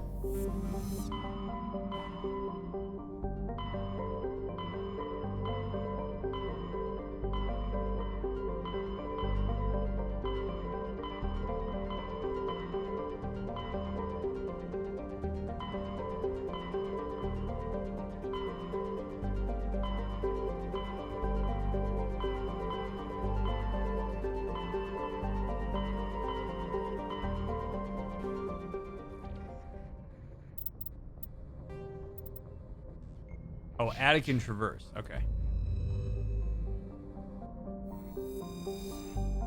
I like that they specifically mentioned therapy and didn't just give a vague eventually he might be okay. Yeah, I do too. I like that.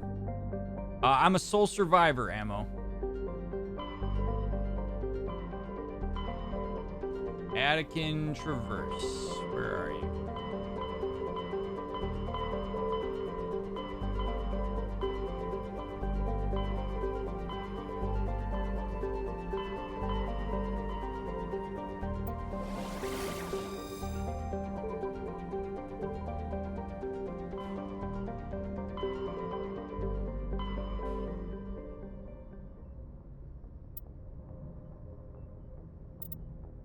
You're a dual survivor, right? Planet been through to figure out why Cerberus unleashing alien monstrosities in the Attican Traverse. Go to the Yangtze system in the Voyager cluster. Jeez, you know, guys, finding missions is hard in this game. I'm not good at it, apparently.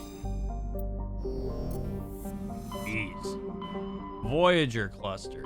There we go. But first, Amazon.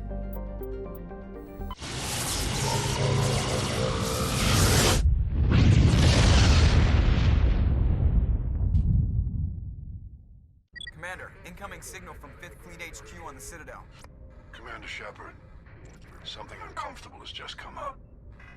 In the First Contact War, we fired a lot of espionage probes into Turian space. We just received a mission complete burst from one of them. Ooh. Where's it been in the meantime? No idea. Lost in transit. These probes were built in a hurry after First Contact.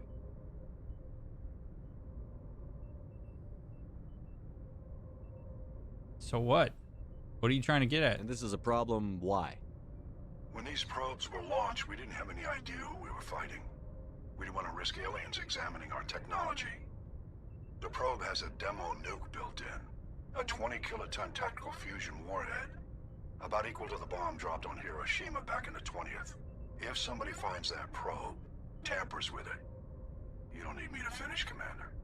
Yeesh. Why are you sending me? Yeah, we're gonna need. If it's a bomb, why are you sending me?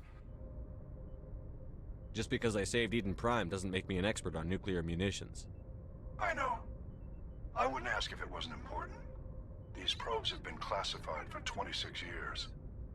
The Council will call fusion bomb booby traps dangerous and irresponsible. The Alliance would face censure if they find this probe.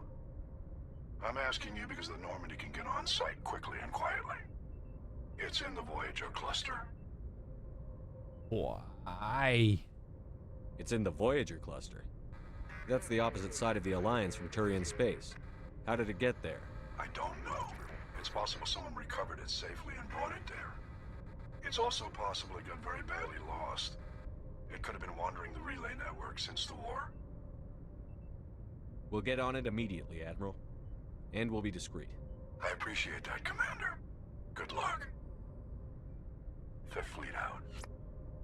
Well, I mean, okay, so, I mean, the mission makes sense in the sense that, like, so in the first Contact War, they wanted to make sure that we knew what we were dealing with. We created probes, we sent them out, we put a bomb on it so that if aliens picked that up, they wouldn't understand what the technology is. I mean, it's pretty straightforward, but if it just sent a mission complete ping, I guess that would be like, whoa, why? How did it get there? So I guess we're going to find out when we get there. I mean, that's kind of, I think it's kind of interesting. Traymar is a standard hydrogen-helium gas giant with traces of methane and nitrogen in its upper atmosphere. Cool. Give me some of that nitrogen, boss. Sibin. A small rock and ice planet, Sibin is an extremely thin atmosphere of hydrogen sulfide and ethane. Its frozen surface is mainly composed of magnesium and silicates with deposits of iron. Sibin's crust contains significant deposits of green serpentine, a mineral formed by volcanic activity. This suggests Sibin was a more geologically active world in the distant past. Turian insignia recovered. While scanning the planet Sibin, you discovered a large mine grid in geosynchronous orbit. With help from Navigator Presley, your recon team recovered a small unmanned probe marked with the Quadem outpost insignia. Sunedma. Sunedma is the second of Amazon System's arid superterrestrial worlds. It is considerably less dense than its neighbor, Dernuka, and has an atmosphere of carbon dioxide and ethane. Its frozen surface is mainly composed of iron-laced silicates with deposits of sulfur. While scanning this planet, you detected a small deposit of polonium.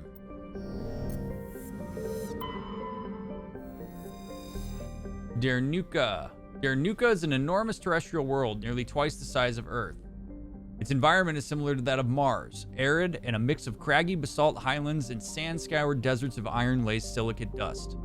Dernuka's atmosphere mainly consists of carbon dioxide and argon, but the planet's mass is great enough that measurable amounts of helium, and even molecular hydrogen, remain trapped in its atmosphere.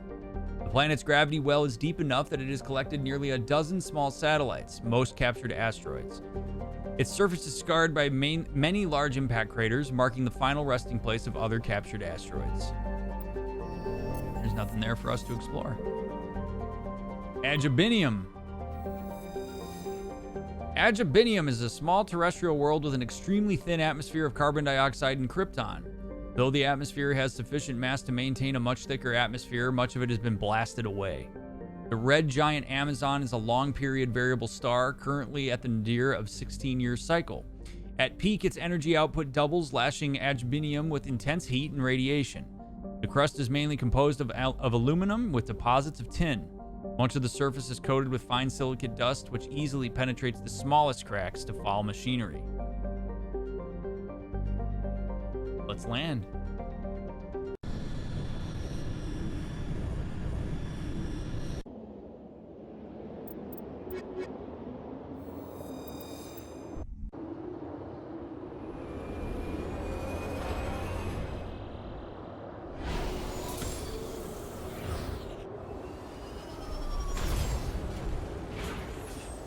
I love this planet because of that. How freaking cool is that?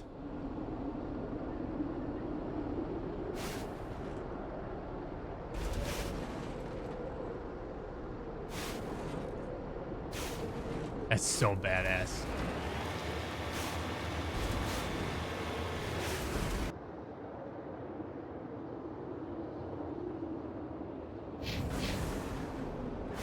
All right, let's go get this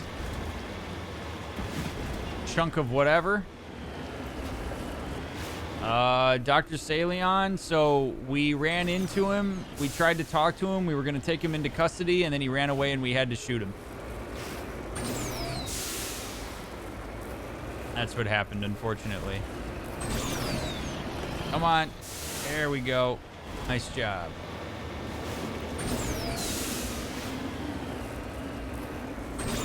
Come on. Yeah, come on, you can do it.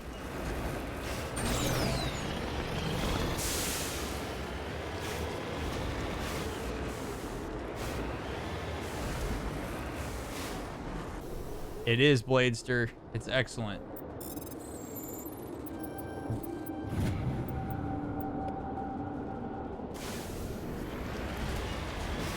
If only this much effort could have gone into Anthem. You know? But it's fine. I'll take it. I love Mass Effect. I've said this a few times, but when I started streaming, I thought to myself that Mass Effect would be such an awesome game to stream for everybody. But the idea of playing Mass Effect 1 for the 9th time was just way too excruciating for me to be willing to do. So the fact that they remade this and made Mass Effect 1 actually viable is awesome. Blame EA for Anthem? I mean, it's a BioWare issue, lady. BioWare got bought by EA a long time ago. So, I mean, BioWare's not what they used to be for sure, but I mean, it's partly the fact that BioWare is just not who they used to be. EA's a problem, but BioWare is also not that great right now as a result.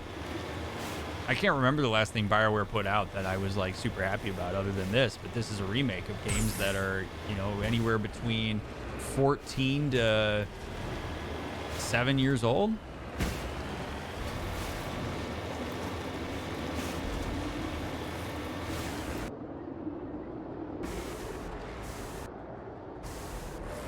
Wait, what's the second anomaly over here?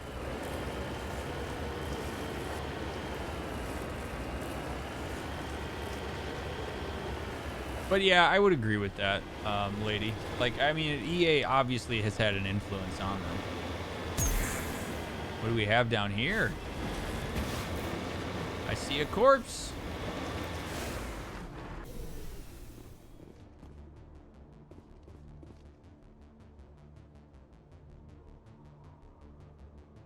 Brushing away the carbonization on the door of the contragravity speeder, you see the Nezo brand name. Judging by the charring, the wreckage has been here since the star's last variable peak.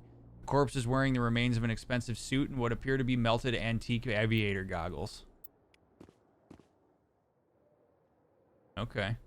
I don't really see the goggles on this corpse, but whatever. Good enough. Yeah, they owned them for Mass Effect 2. EA bought BioWare right before Mass Effect 2.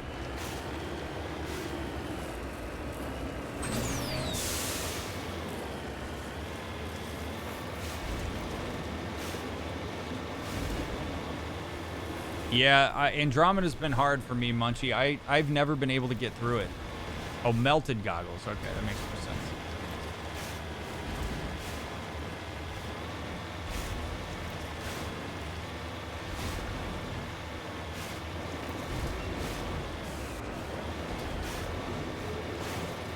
What do we have over here?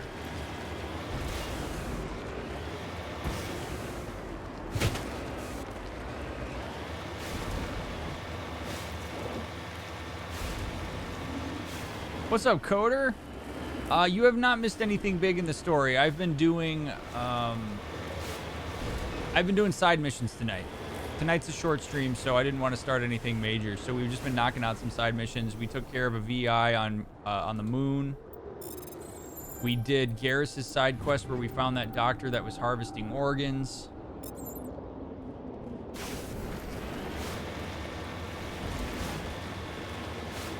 We've just been doing some random stuff. We found a guy that was on a cruise with us.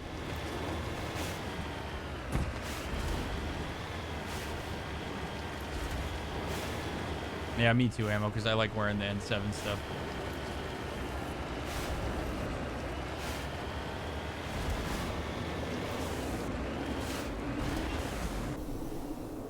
Scavenger corpse. Recover artifact. During insignia recovered. The body is a long way from anything and appears to have been here for quite some time. On the body is a book of drawings, including one of the Siglar outpost insignia. Okay. Cool.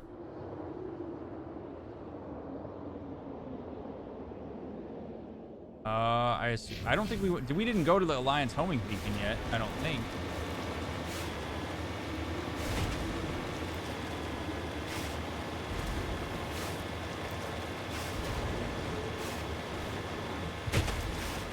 What other games do you like to play? I like to play Destiny. I mean, I like looter shooters a lot. So Destiny's cool. Played a little Outriders off stream. I play golf games, PGA Tour. Various story games. We played Skyrim. That was the most recent story game we did. We got lots of nice variety around here. Definitely full-blown Mass Effect right now, though.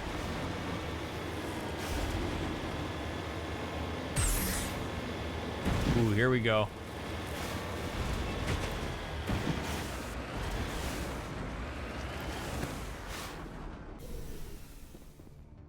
All right, fellas. Let's go. Mineshaft. That's the source of the signal. This smells. I agree. Your probe didn't crash. It was moved here. They may not know what they have. Let's find it before they set it off. Right. Okie dokie.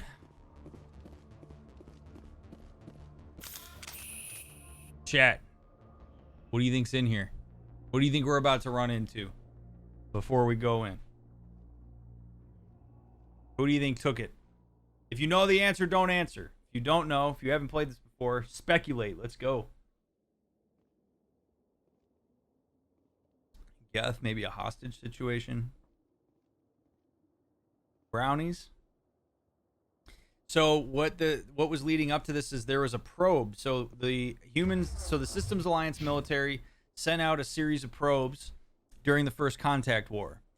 One of those probes recently pinged the Alliance and said mission complete.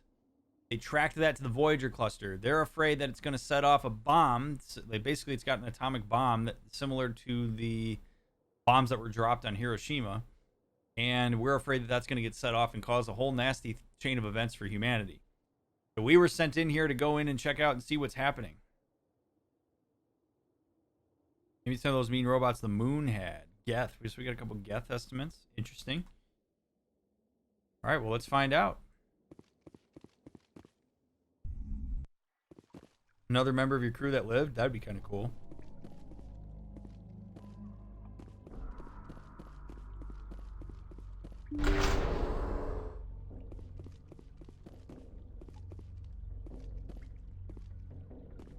Check your corners, fellas.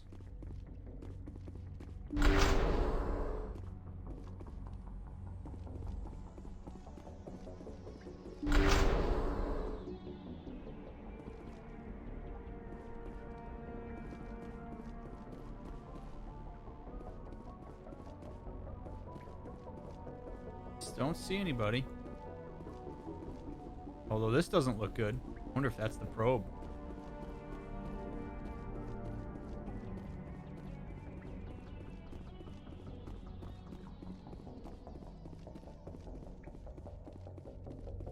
Check this out. Oh no, these are the drills that made the mine.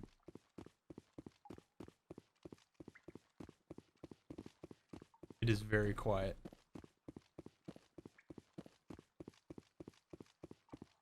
It appears we have 2 mine shafts. One's blocked, one's not.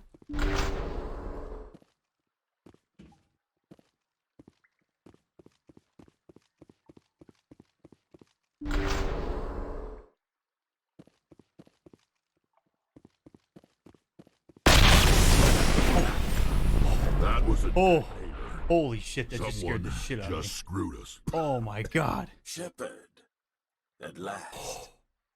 Oh. Oh. Oh my god. You caused the cave-in? What's the meaning of this? My name is Ilanos Halliot. I doubt you know it. Who do you think runs the Terminus clan, Shepard, huh? Thousands of pirates, slavers, criminals of every stripe? How should I know? I don't study the internal politics of pirate bands. The strongest leads. The one who kills the most men, seizes the most ships, pillages the most colonies. 3 years ago, I was the strongest. I used my influence to assemble a fleet. We would drive your kind out of the Verge. That was you. You're the one behind the attack on Elysium.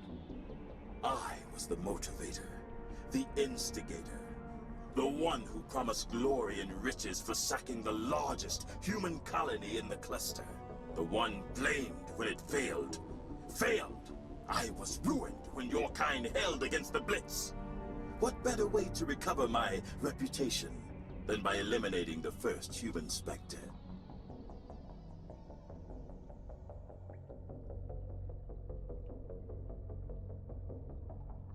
We gotta go. I'm not negotiating with this guy. My crew will come for me. Oh, let them. We'll be ready. An Alliance warship would make a fine prize. Oh. Oh, and if you haven't noticed, the ores here are laced with heavy metals. I'm afraid your suit radios aren't powerful enough to transmit out. There's no way this guy's gonna negotiate. Don't underestimate me, dude. I've gotten out of some shit before. We'll find a way out of here. I rather doubt that. Goodbye, Shepard. Orders, Commander. We've got air and light, and the Normandy's still in orbit. Let's look for another way out. There's no time to get out. You have to disable the bomb before it goes off. Oh, Jesus. Manually disable the hard point.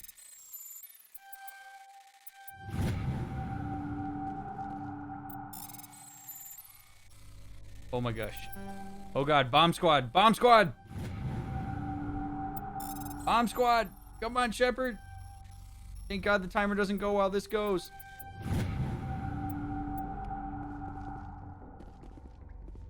I mean, I just pulled the green wire and the yellow wire and it was fine. It wasn't even that hard. Wasn't even that hard.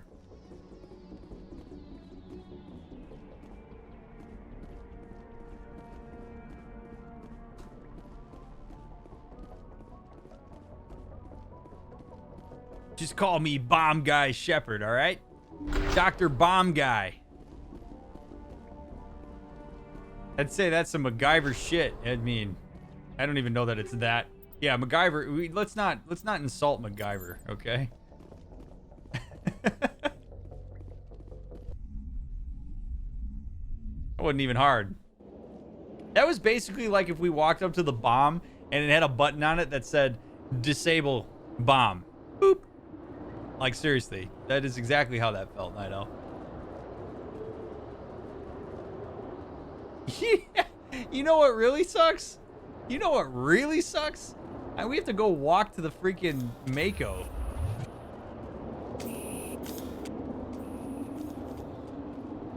Come on, guys, let's hoof it. Yeah, I was really expecting a lot worse, too.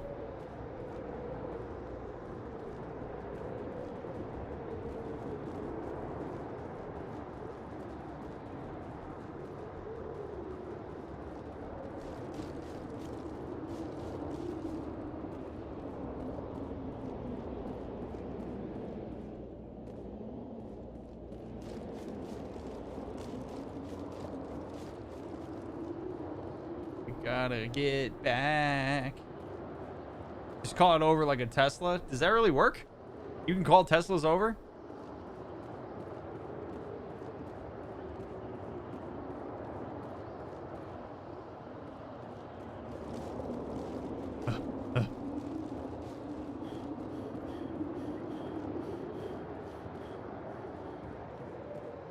What happened to your beautiful hair? It's right here.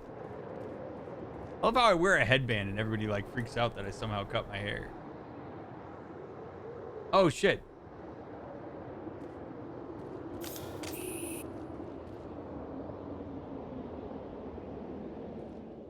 Is that Mars in front of you? No. We're on I forget the name of the planet, but that's a big star. Where the hell is the freaking Mako, man?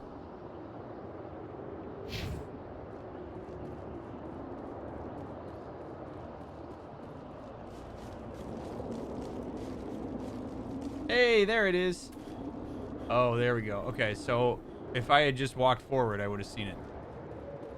Visuals are pretty awesome. They really are.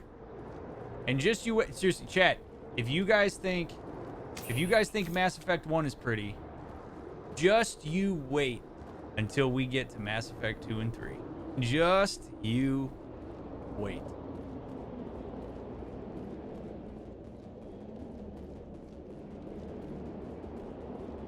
Oh yeah, you fellas knew what was up. Why didn't you say something?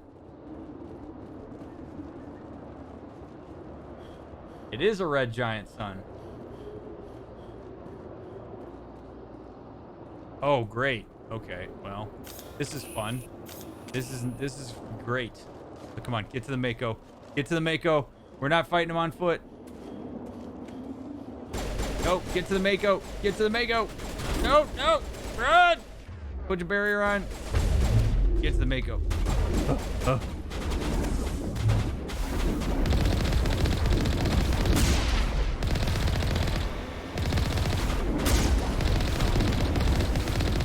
Man, these guys were dumb to leave my keys in the Mako. You really think they would have like hit him or something so I couldn't just hop in here? I feel like Batman. Just call in the Batmobile, you hop in, say bye-bye.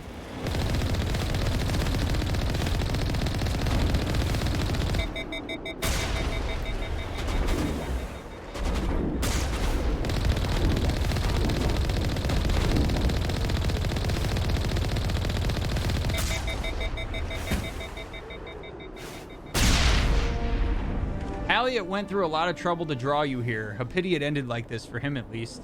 Now that you're above ground, your suit radio has reestablished connection with the Normandy. Time to get the hell out of here.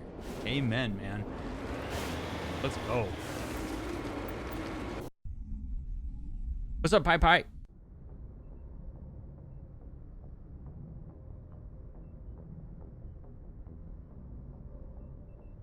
Yes. Yes, Elston, you're correct. That would have really sucked if I didn't check my map. All right. That was good. That was good. Got that out. I still want... Okay, we still got to check out Cerberus, so... Amazon is done.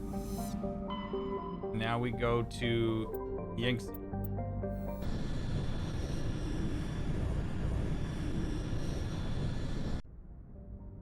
Alrighty. Renshado. Renshado is a close orbiting hot Jupiter with traces of sulfur. Its hydrogen helium atmosphere. The disruptive gravity well of the gas giant prevented any planets from forming nearby. Binthu. That's where we'll land. So hold on. Alrumter. Alrumter is a small rocky terrestrial planet with a trace atmosphere of nitrogen and krypton. Its frigid surface is mainly composed of light metals with deposit areas of frozen ammonia. Prothean data disk recovered. You detected a weak signal coming from the far side of the planet. Joker brought the Normandy around and your salvage team picked up a small escape pod trapped in orbit. There was a long dead Turian inside along with a few personal items and a Prothean data disk. Neat.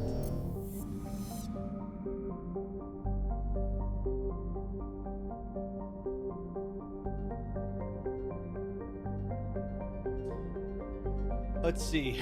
Any good strategies or conversation starters, Bridgers, for when you and your partner are in what seems like an impassable disagreement? Sometimes we get hung up on the argument and can't get past the weeds, if that makes sense. Any recommended tactics for getting in the last argument or fight that you know of for both we don't really care much about?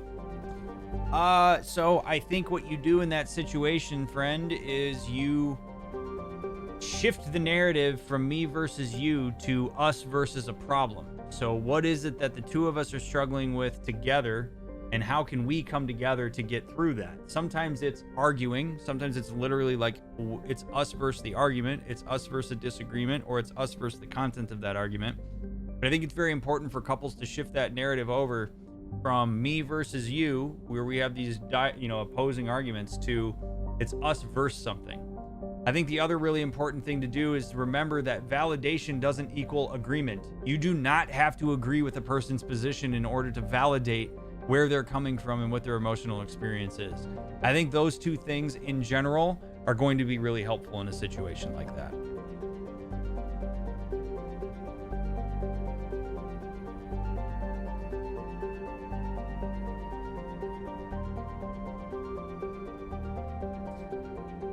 have to wonder how there are so many Prothean data disks in Relic. If people don't know what they are and left them or something else seems odd. Well, the Protheans, all we know is that the Protheans are super advanced at some point. There hasn't been a lot of lore that's gone into the Prothean data disks at this point for us to really understand them well enough. Dragir. Dragir is a small barren rock world with a trace atmosphere of Krypton and Xenon. The surface is frigid and mainly composed of silicates with deposits of magnesium, aluminum, and other light metals. Dragir has a weak magnetic field, making it unstable for drive discharge operations. We found beryllium on it. Alright. Patagiri. Patagiri has a thin atmosphere composed of neon and chlorine. Its frozen surface is mainly composed of silica with deposits of copper. During the long cold night, the chlorine in the atmosphere falls to the ground in the form of frost. We found thorium there. Alright. The Binthu.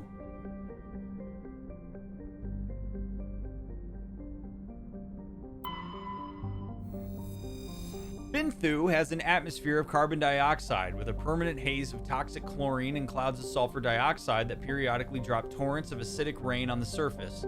Its crust is mainly composed of sulfur with deposits of calcium. Like most worlds in the Voyager cluster, Binthu has only been charted within the last 20 years by Alliance surveyors. It has no known native ecology. Data about the world is surprisingly brief and generic, painting a picture of an unpleasant and uninteresting place.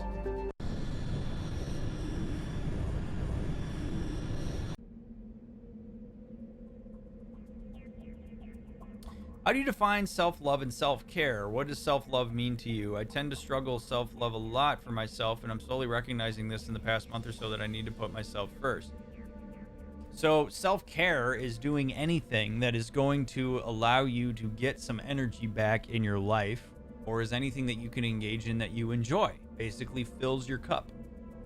Self-care is different for different people. For example, I play golf, I play video games, I hang out with my wife, I talk to family. Those are all self-care items, right? I attend to things that I enjoy. I talk with my friends, I stream, etc.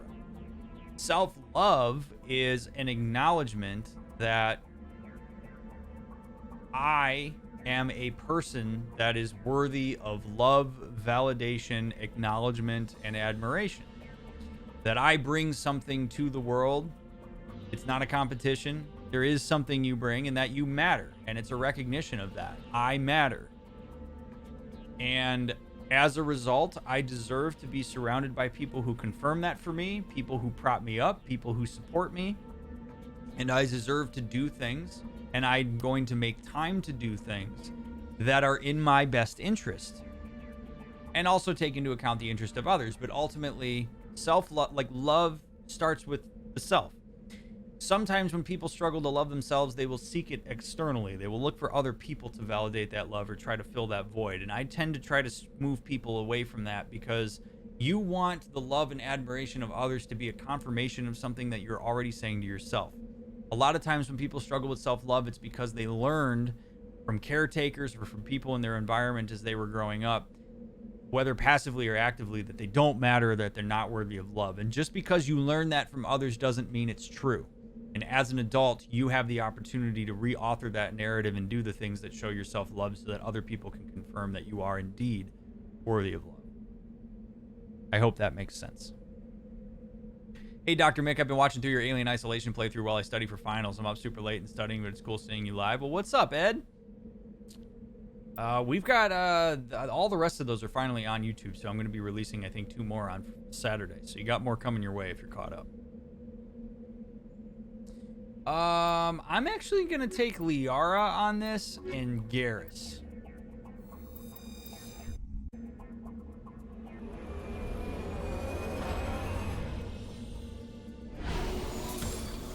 That's completely up to you, Poopity. Like, I don't know what those would be. You have to decide. You know, what you enjoy and consider self-care would be different from what other people consider to be self-care. And there's not really any strategies I'm going to give you for that, other than to reflect on what brings you enjoyment and fulfillment. You matter as much as other people matter. If you're a person that, like, they're not... if you're a person that compensates for a lack of self-love by overly dumping love into others, that's going to catch up with you at some point. It's important that you also take care of yourself. The best caretakers are people that recognize they need to also take care of themselves. And if you ask people who are taken care of by other people, they will often tell you that the thing they wish that their caretakers would do is also take care of themselves. As far as what you're going to find in terms of like self-care and coping strategies and things that are meaningful in your life, that's entirely up to you.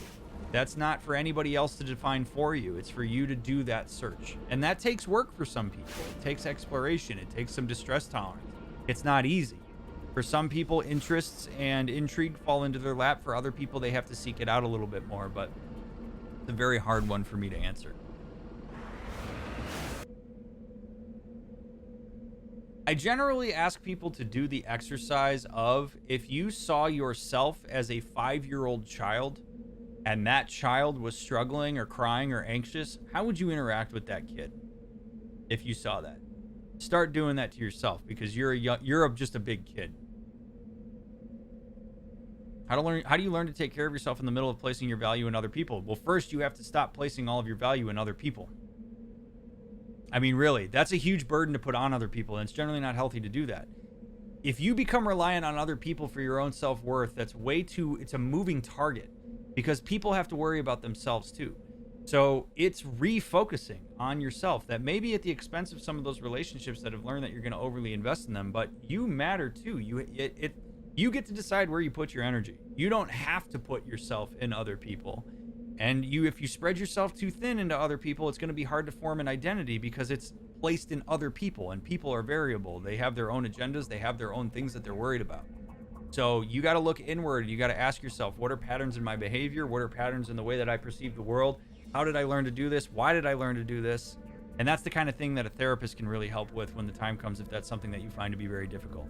There is literally nothing I'm going to say in any of these tidbits that's going to make a big difference in that, because it's a very unique situation, and it's something that calls for some very tailored and in-depth work. No, I don't think gender has anything to do with it, Frozen Kid. I really don't. I think gender's a convenient box for people to use as a differentiator, but no. I don't think gender has any component to that.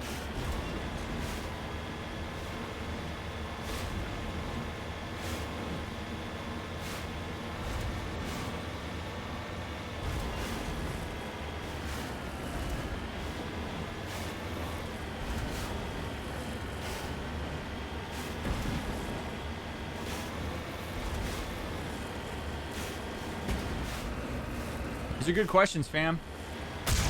Deep questions.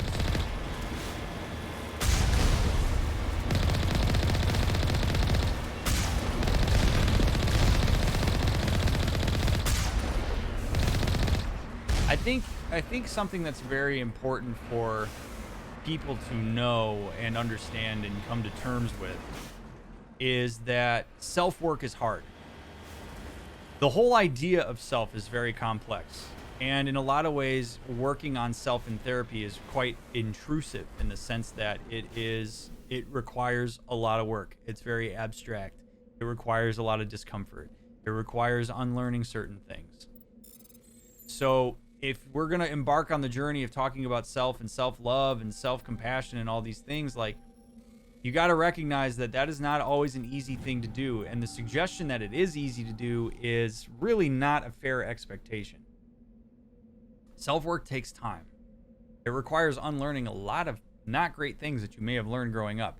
I tend to believe that when people have very negative self-views, when people are down on themselves and have poor self-love, so to speak, that you learned that. That's not inherent. You learned that from somewhere. You internalized that from somewhere, and you're carrying that on behalf of people that you really don't need to carry on that on behalf of anymore, which is part of the task of adulthood. There are a few children's toys and some ragged clothes stuffed inside the top of this monument, along with a Prothean data disk. Weird.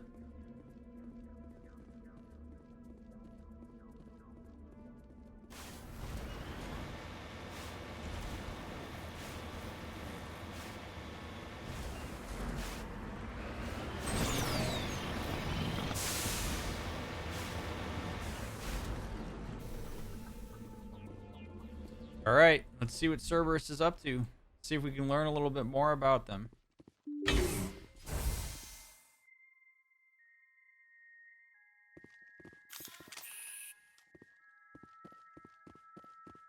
Hey, some nice lockers. Let's get some stuff. I like stuff.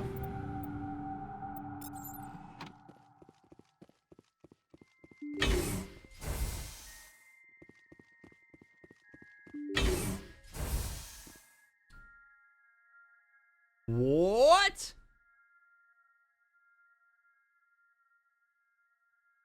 There is a Rachni in here.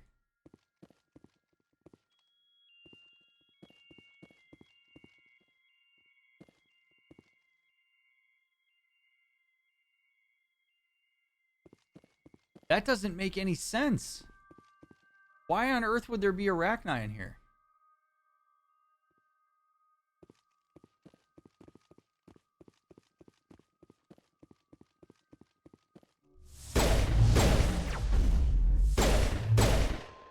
Damn, these research technicians are armed to the nines. Cerberus Commando.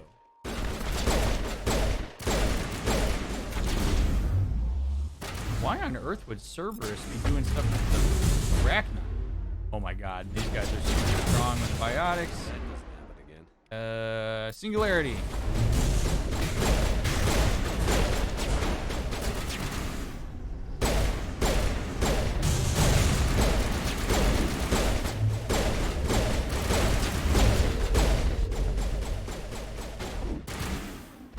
I'm stuck.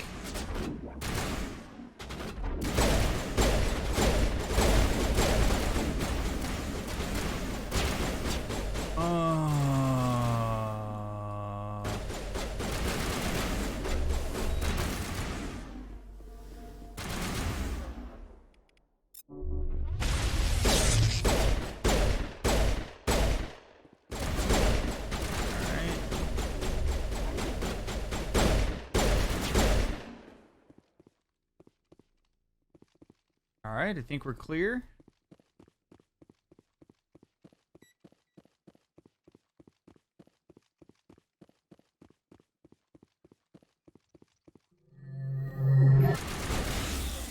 Okay. No, it's hostile. You've eliminated the threat at this facility. Continue to one of the other nearby labs. Is the threat the Rachni or is the threat the Cerberus agents?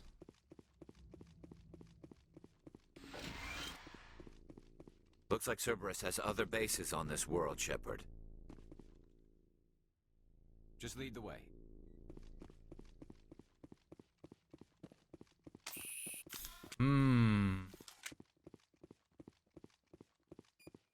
I am intrigued. I want to know how they got a Rachni specimen to even experiment on it in the first place. Right? Because like as far as we knew on Novaria, they were like, yeah, we brought the Rachni back, but now here they are. There's one all the way in this system, this far away. You kidding me?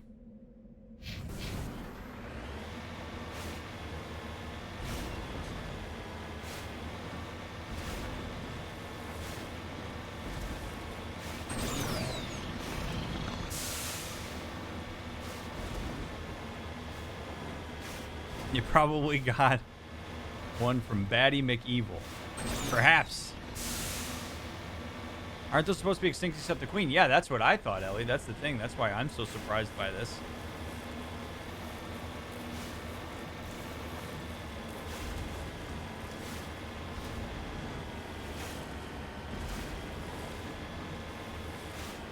If they were doing experiments on soldiers from your old crew, it's possible they're doing them on other species too. I mean, it's a good point. I think I'm more surprised at their ability to get a hold of a Rachni. But maybe we'll find out more. I don't know.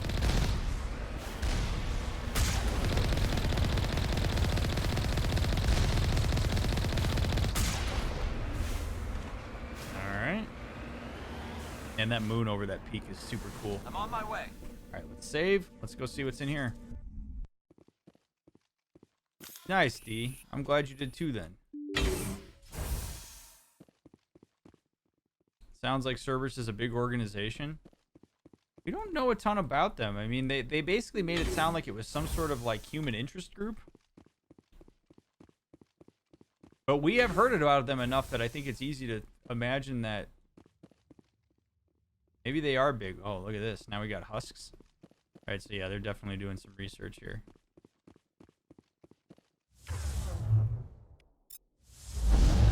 Ugh. Really? Gotta make sure that doesn't happen again. Yeah, agreed, Shepard.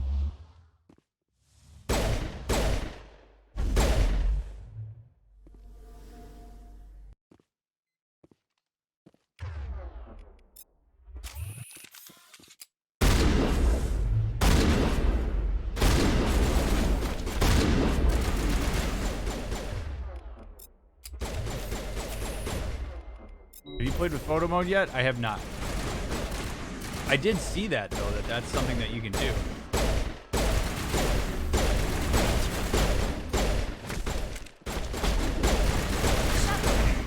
Oh my god. You're good to go. Barrier. Remember playing this game sometimes just stopping to enjoy the visuals on these planets? Oh, absolutely. Absolutely. This game's gorgeous. And again, in 2007, it was unbelievable. Alright, now we gotta kill these husks. Borean Creeper.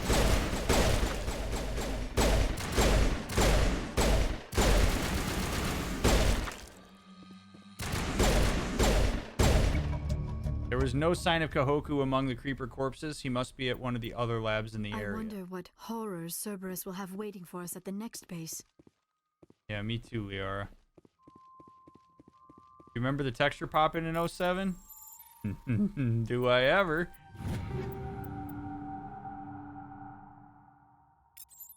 Hey, we might have some new armor here.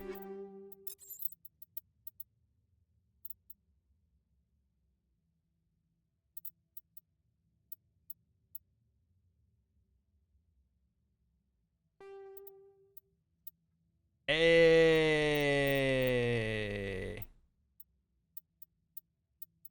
There we go. Nothing for Liara. And it looks like nothing for Garrus either.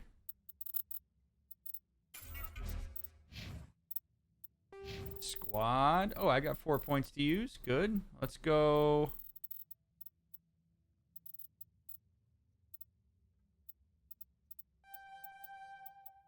Full assault.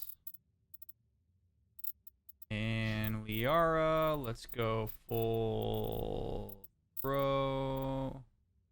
Actually, no, I want to get her on lift. And Garrus. Okay.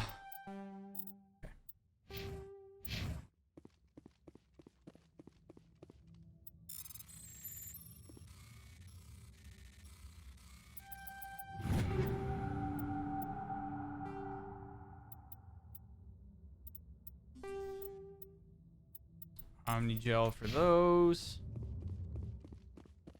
And there's a lot of good stuff here. I'm almost to the point where I can just use Medi-Gel to do these things. Ooh, we got Quarian armor and... Okay. Let's see, is that Garrus armor?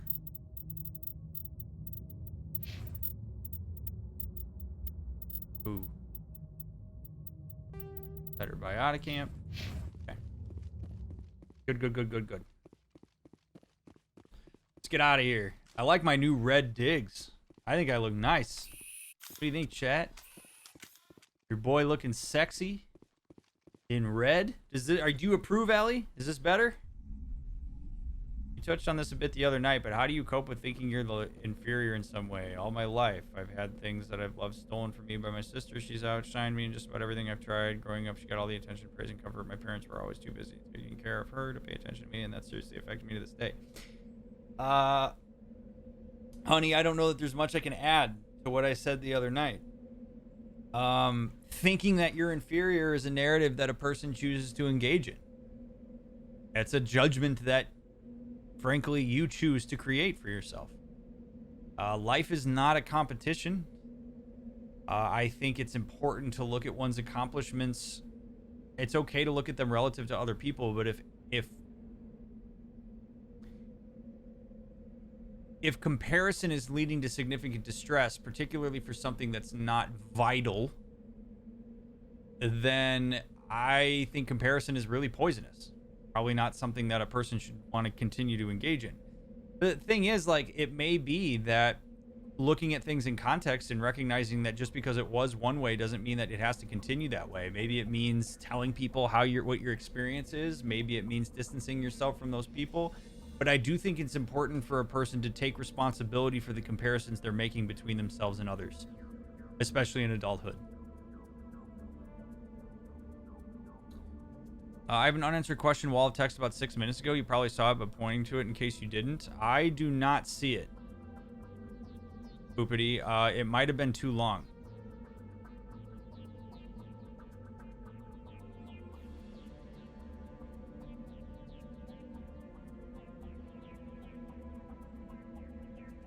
Yeah, I don't see it. You probably need to cut it up into 2 paragraphs because it's, yeah. Sometimes people type big long things and then I don't see them because of that.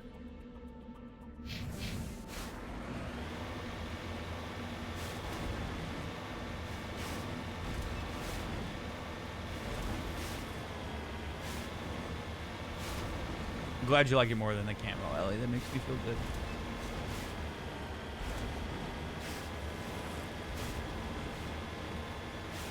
Yeah, also tag me. I look for tags.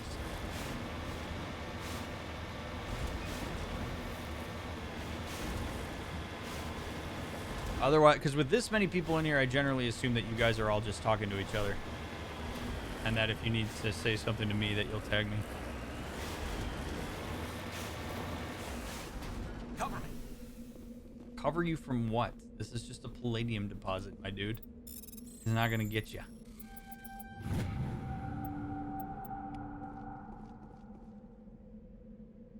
I tagged you up above. Oh, shit. Well, okay, so Granny... Okay, so I disagree that it makes no difference whether you're male or female. I didn't say that. In our culture, we women are taught to put our father's husbands before us, see our needs first. Yes, there's less these days, but still strongly that way. Most of our large organized religions, even among our more pagan. So, yes. But again, socialization is different from it being an inherently gender-based thing. So, like, you could... Where anybody would say that that's been their experience, you could find somebody else who has a counter experience. So I tend to not like the idea of whittling things down to a gender difference when more often than not we're looking at developmental context. Certainly gender socialization plays a role in the way that people move through the world and perceive what's going on and, you know, their sensitivity to certain things, for sure. But that's not the end-all be-all, and I think sometimes we get a little bit too far into oversimplifications and over-categorizations of certain things being gender-loaded or being, you know, whatever else you want to pick. Where in reality, what we're looking at is a lot of, like, learned behaviors. We're looking at a lot of nuance, context, relationships, dynamics, events, both, like, nodal events and chronically patterned events.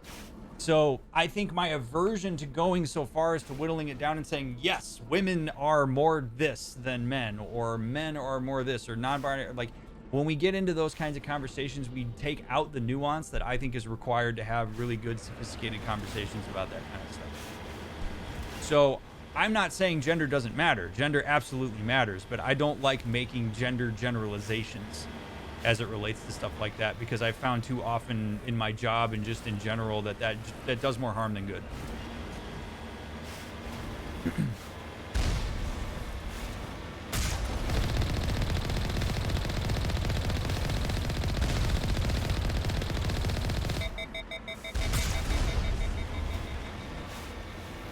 Sorry I missed that tag. Thank you for telling me that I missed it.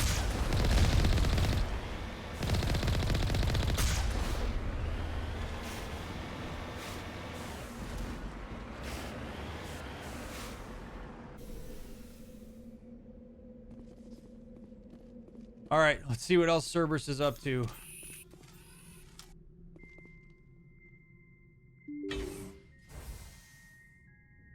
All right, chat. If you don't know the answer to this, what do you think is the third thing that Cerberus is working on here? We've seen Thorian creepers and we've seen Rachni. What do you think the third one is? Let's see if anybody can guess it if you haven't watched the game before or if you know nothing. If you were a human interest group that was experimenting on various aliens, what would you want to know? Geth? Okay. Humans? Boy, that would be interesting. It's a guy dressed as Batman playing a fiddle. Damn it, Ammo. I'm gonna have to time you out. You can't be saying shit like that. Turians?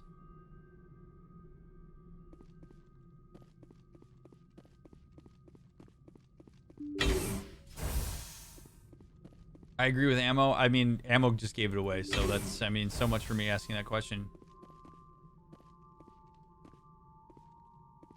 Baby Rachni and a dead guy, it seems. So, Brian, I think you technically were correct.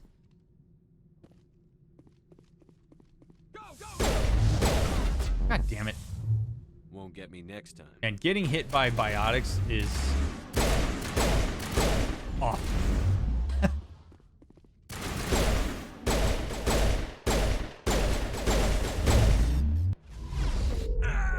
I should maybe consider respecking Shepard so that I have full pistol.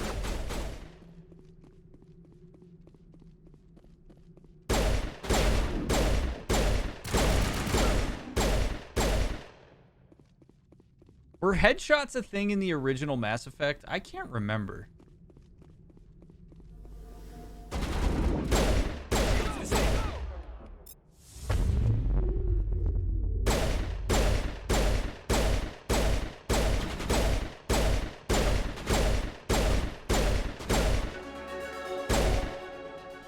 I believe headshots were a thing. Okay. I mean, I would have thought so, I guess, because it would, seems like it would be a weird thing to add in, but... Or maybe a difficult thing to add in, but... 2 and 3, they definitely are, but... One last stop to make, Shepard. We owe Kahoku that much. Oh, man. Targets down. Kahoku! You check for a pulse, but find none. Admiral Kahoku is dead. Despite the ferocity of the creatures he was sealed in with, there are no signs of trauma on his corpse. The needle marks on his arm suggest a different means of execution. Oh, goddess. It's Admiral Kahoku. Cerberus must have tracked him down.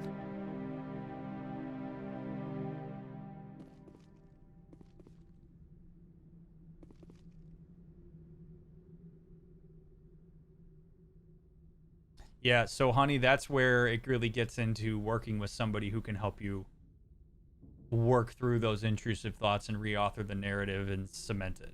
Like, I don't think there's anything that I'm going to be able to say here that's going to make a difference for that, given that it's a lifelong reinforced narrative and experience. So that's the kind of thing that if it starts to create a bunch of distress in your life and is something that seems like it's bleeding into a lot of stuff you don't want it to bleed into, that's where therapy is really going to be something that you're going to want to pursue. Okay, so, well, we leveled up. So, oh, we have pistols leveled up all the way. Good morning. Boca, thank you very much for the follow. I appreciate that.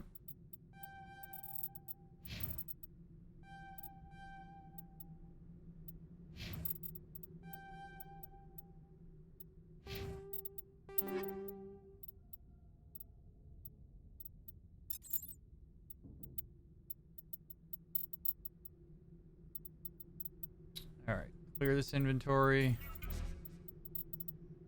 Let's check our journal. Destroy the main Cerberus facility. You found the location of a major Cerberus facility. Head to Nephron in the Columbia system of the Voyager cluster and destroy it. Oh, baby.